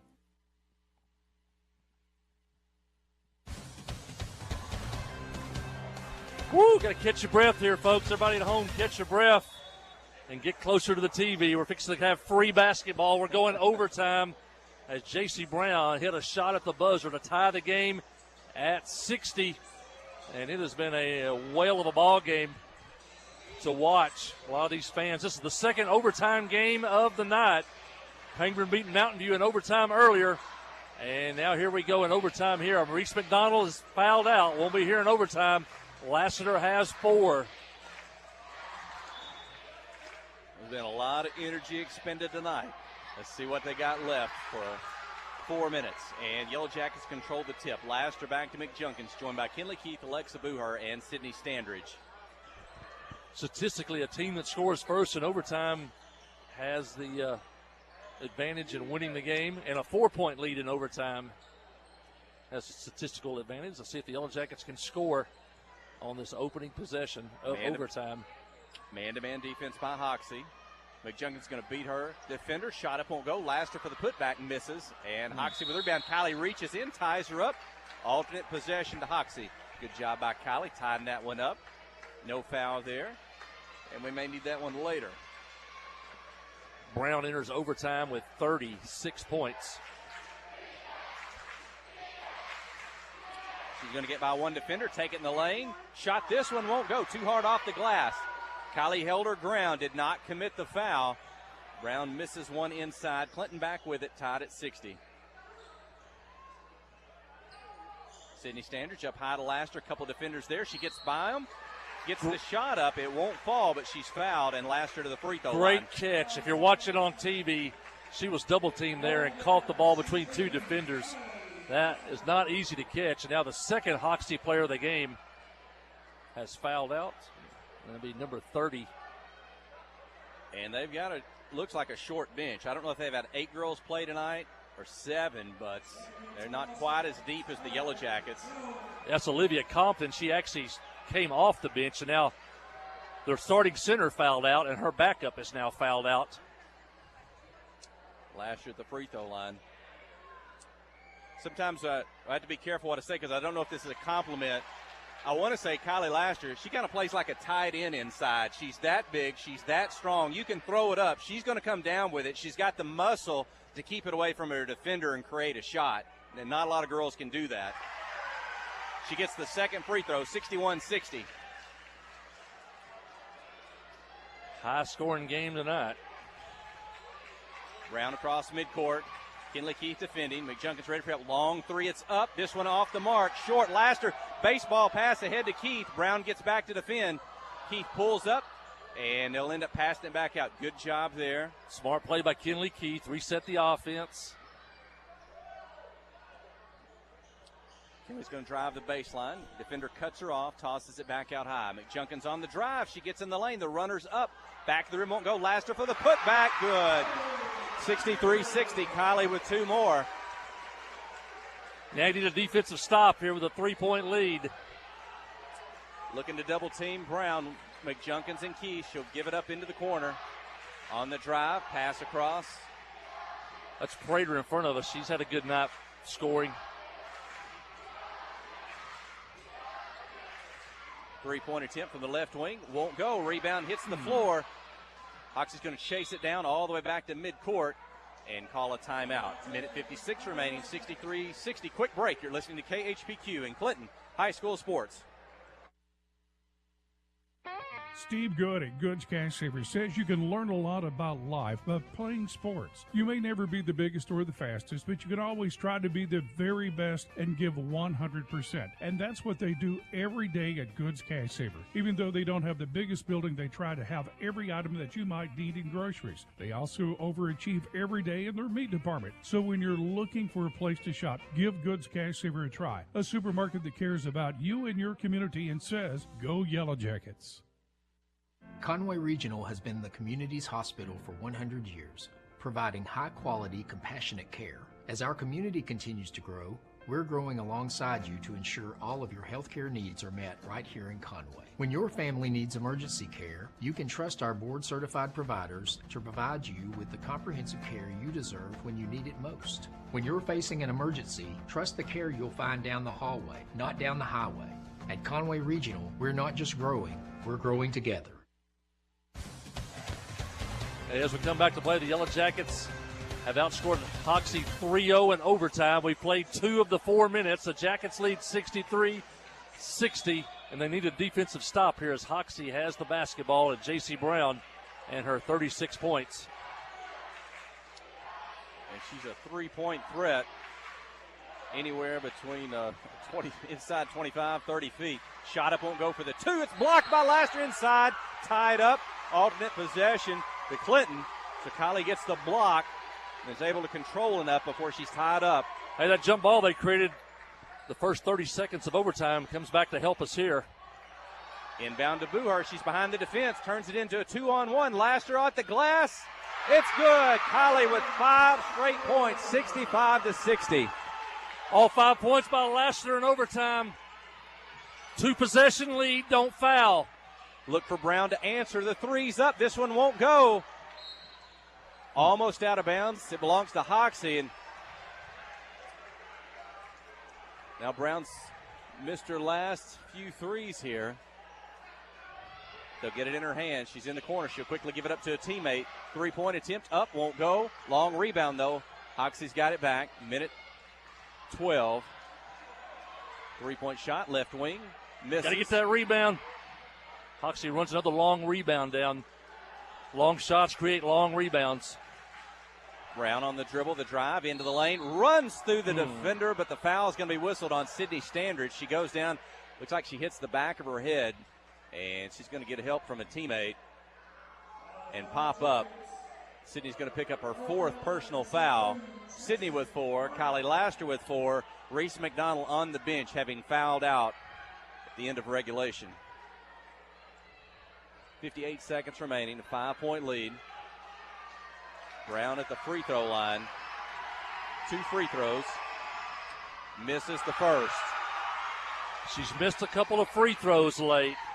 She's missed a couple of threes late. She's been out there every second of this one. Misses. Short. Rebound Laster to Booher. Hang on to it. 55 seconds. The senior with the basketball. She's going to be fouled by Brown, and J.C. Brown's going to foul out of the ball game. I think Brown ran out of gas. That's the type of foul you get when you're tired and you can't move your feet.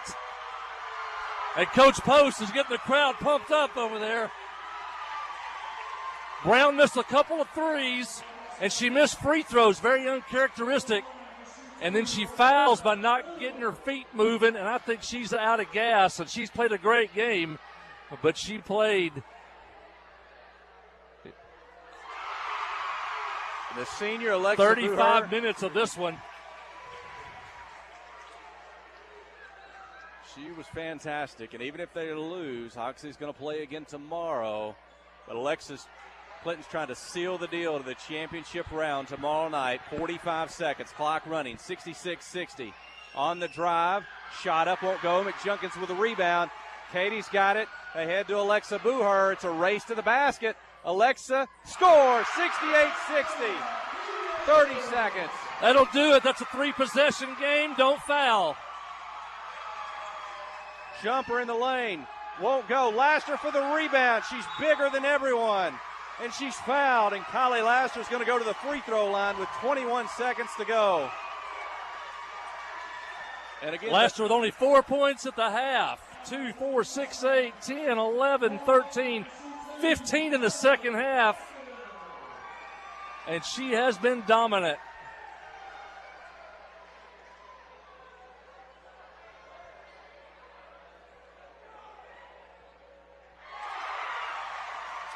She gets the first, 69-60.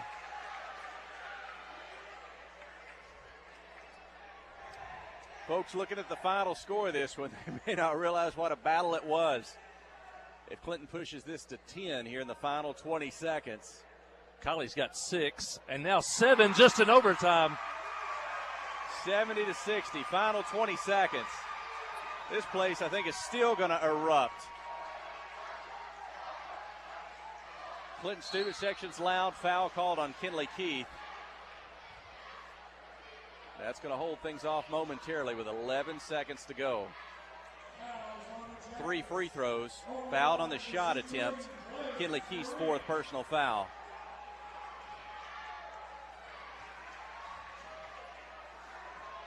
What a game tonight. I think we're all exhausted. I know the fans are. I bet everybody back home may be a little exhausted too. But the Jackets, Hoxie hit a shot at the buzzer to put it in overtime, but it's been all Clinton in overtime. In fact, that's the first point in overtime for Hoxie that took them 3 minutes and 50 seconds. Here we go. Wind it down. 6-5. Clinton's going to win the ball game. 70-61. If you can hear the crowd, and that's a winner. In the regional semifinal over the Hoxie Mustangs. And they're going to move on to the championship game tomorrow night, 7 o'clock. They're going to take on the Penguin Tigers. We'll tell you how Penguin got there before we go off the air tonight. But in a game like any other that I can remember this season, Clinton gets the win tonight. The girls are going to circle up at midcourt. Both squads, the Mustangs, the Lady Yellow Jackets, the Clinton Cheer Squad, they're going to have a post-game prayer together. Huge second half for Clinton. A 43-point second half for the Yellow Jackets.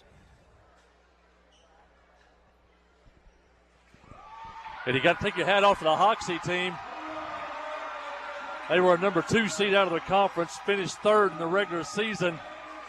And they went as far as J.C. Brown could carry them. That's what I think. She finally ran out of gas as she played 35 of the 36 minutes in this one. The Lady Yellow Jackets, relentless. McDonald in the first half, big offensive output. Laster, big output in the second half, and looks like the Lady Yellow Jackets are maybe going to help Rosebud here, our fellow conference opponent. This boys semifinal round coming up.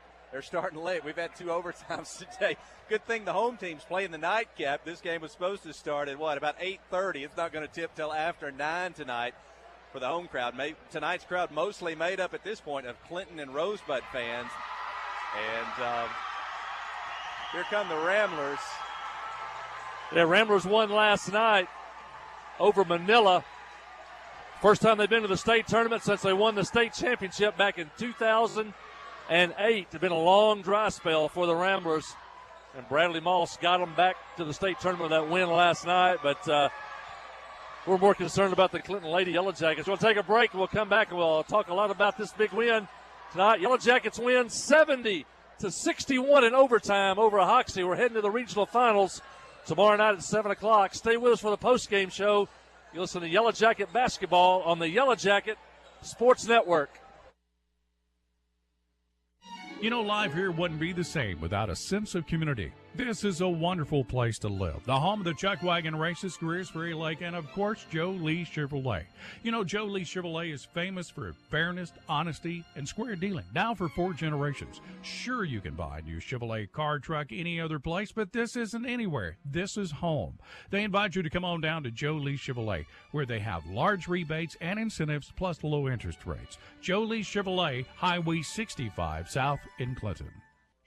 Towing and recovery is the last thing you think about until you really need it. Then you really want the best. There's only one name to call, Justin's Collision Repair Towing and Recovery.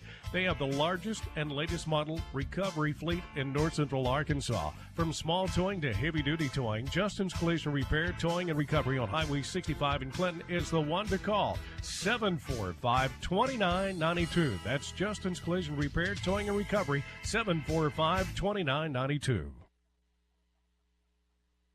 Friday night at the stadium is not the time to worry about your finances. Let First Arkansas Bank and Trust ease your mind with their mobile banking capabilities. You can check your balance, transfer funds between accounts, and even find the nearest ATM for dinner after a road game. The free mobile app is available on the iTunes Store and Android Market. You can cheer loud and proud for the Yellow Jackets because First Arkansas Bank and Trust has you covered. See a branch for more details. Equal housing lender, member FDIC.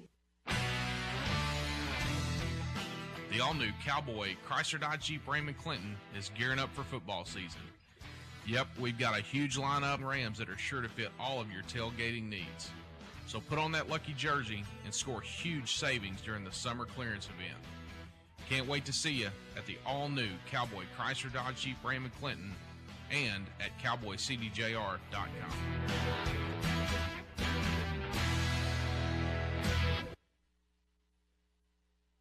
The Blagg Law Firm is a proud supporter of Clinton High School Yellow Jacket sports. When you need an attorney, call the Blagg Law Firm. Whether it's an injury accident, criminal defense, DWI, family dispute, or Social Security disability, Ralph Blagg believes in equal justice for all. Located on Court Street in downtown Clinton and on the internet at blagglaw.com. The Blagg Law Firm, a proud supporter of Clinton High School sports. The all-new Cowboy Chrysler Dodge Jeep Raymond Clinton is gearing up for football season. Yep, we've got a huge lineup of Rams that are sure to fit all of your tailgating needs. So put on that lucky jersey and score huge savings during the summer clearance event.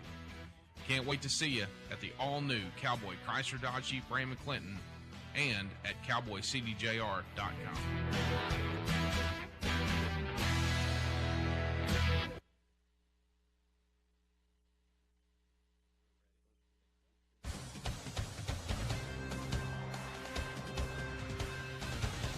A lot of numbers to count up. Maybe we're in the picture, I don't know. But Main thing, Yellow Jackets win 70-61. The game was tied at 60 going into overtime. Yellow Jackets outscored them 10-1. In fact, Kylie Lassiter had 7 of those 10 in overtime. Looking a little bit at the scoring, Chloe Prater had 15 for Hoxie. Olivia Compton had 1 point. Kylie Jones had 3 points. And J.C. Brown had 36 points. She had 28 heading into the fourth quarter. But Jeff Hall, she didn't score a single point in overtime. And we saw her miss a couple of threes and a couple of free throws. And then her final foul looked like a player that was out of gas, as she just couldn't move her feet anymore, and a blocking foul, and she was out of the game. But she played 35 of 36 minutes, and you get to tip your hat to a tremendous performance. Kind of reminds me of the night we played Gosnell with Coach Cooper back around 2010 or so.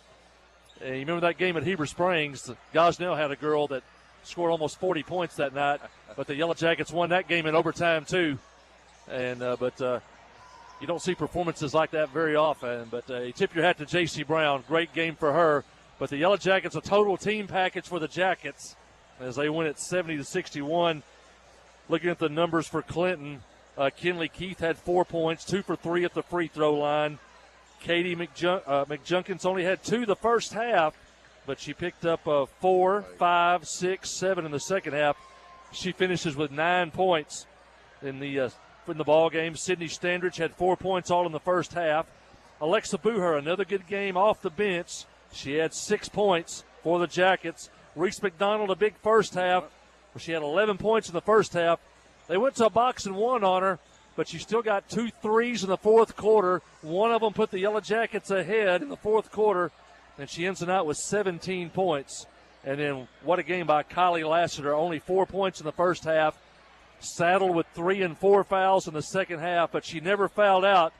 Scored 17 second half points. Finishes the night with 21 points for Kylie Lassiter. Yellow Jackets trail 10-6 into the first quarter.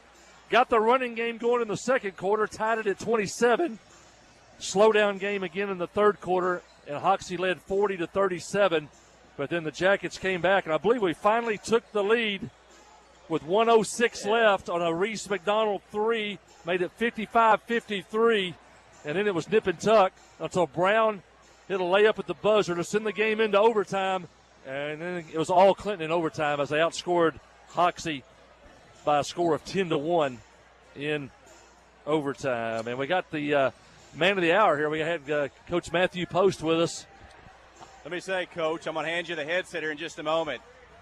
It's only the semifinal round. The championship's not till tomorrow night. I felt like in that last couple of minutes, I said on the air, this place is about to erupt. This crowd, and he's got to get a hug from Miss Reba here. She's excited. That's Katie Gifford's grandmother and Maddie Gifford's grandmother. So she's just as excited as the rest of us. Got to catch her breath. Hey, Coach, I was... This is the great thing about live television. You never know who's going to stop by.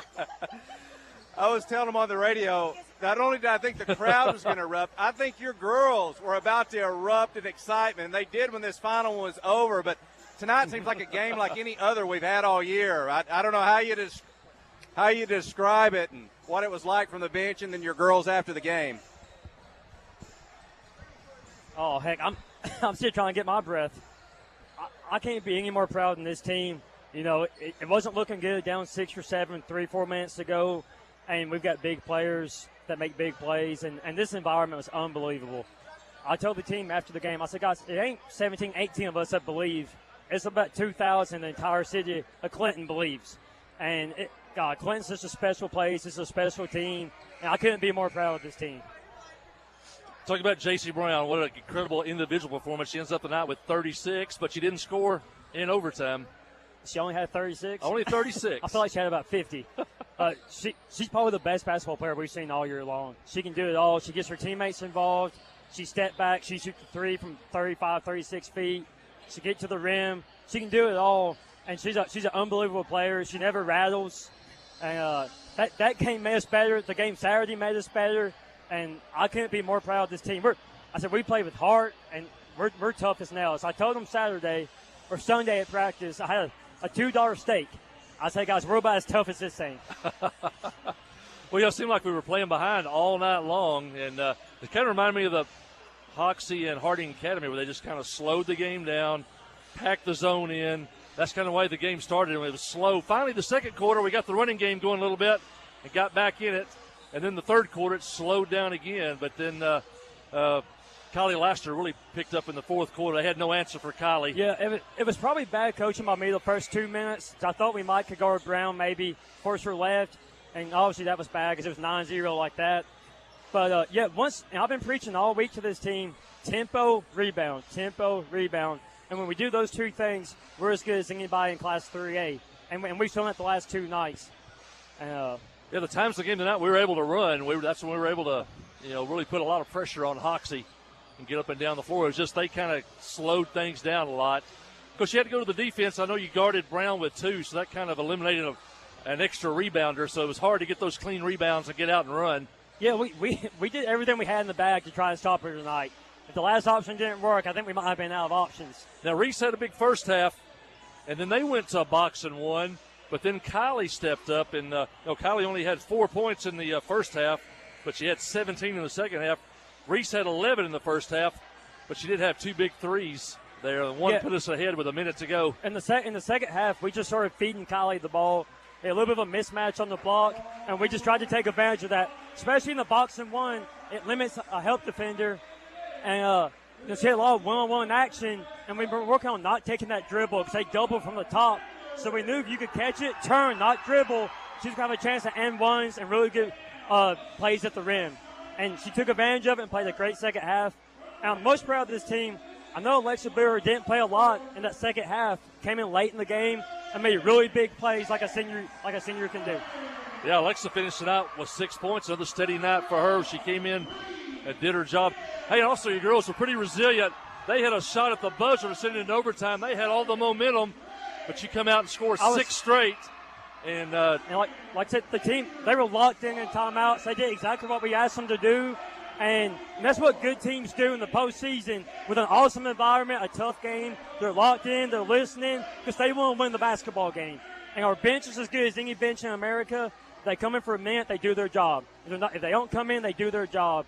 And, we've got great teammates on this team, and that's what makes us go. We believe in each other. Even when things don't look good, we're fighting, we're believing, and we're positive, and we make plays. And that's why this team's won 28 games this season. Like I say, believe and they trust their teammates. And I couldn't be more proud of them. One heck of a team. 28th win tonight. That surpasses the 2010 team. Coach Ricky Cooper's really fine team in 10 to 127. So hopefully we got a few more to go here. I hope. Now, we'll celebrate this one till midnight tonight. But got Pangburn. Pangburn upsets Mountain View. They upset number 1 Manila in the tournament tonight. They're probably playing their best basketball of the year. But it's also a team that we've seen twice already this year. Payne-Burn's a dang good basketball team. I think one of the best coaches in all of Arkansas High School basketball. I got a lot of respect for Coach Rowland. In fact, she helps me a lot. If I have a question, sometimes I'll call her and ask her. I probably can't call her tonight. She's probably not going to help me. Yeah, that's it's going head-to-head tomorrow night. But Pangburn and Clinton hadn't played. That was a big shootout at Clinton that night. That was our best shooting night of the year. I think we scored 84 points. But they put up a 60-something that night. Both teams played well the last 2 times these 2 teams played. Yeah, I hope we can replicate that. I don't know if we're scoring 84 again, but I hope we get close to it. So it should be fun tomorrow night. Yellow Jacket fans, should they come on out tomorrow night? Hey, where else would you want to be? All right. Hey, I expect about 1,500 of our closest friends to be here, and we try to put on the show for you. How about them Jackets, baby? All right, you heard it from Coach Post. Get out here tomorrow night. Yellow Jackets and the Tigers, 7 o'clock for a regional championship. Job, Coach Post. We'll send it back to the station for one final break. You're listening to Yellow Jacket basketball on the Yellow Jacket Sports Network.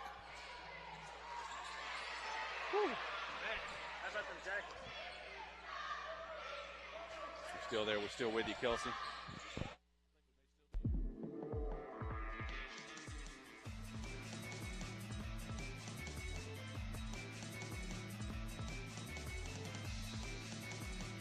Thank you for joining us for exciting Yellow Jacket basketball action on KHPQ. Tonight's game has been brought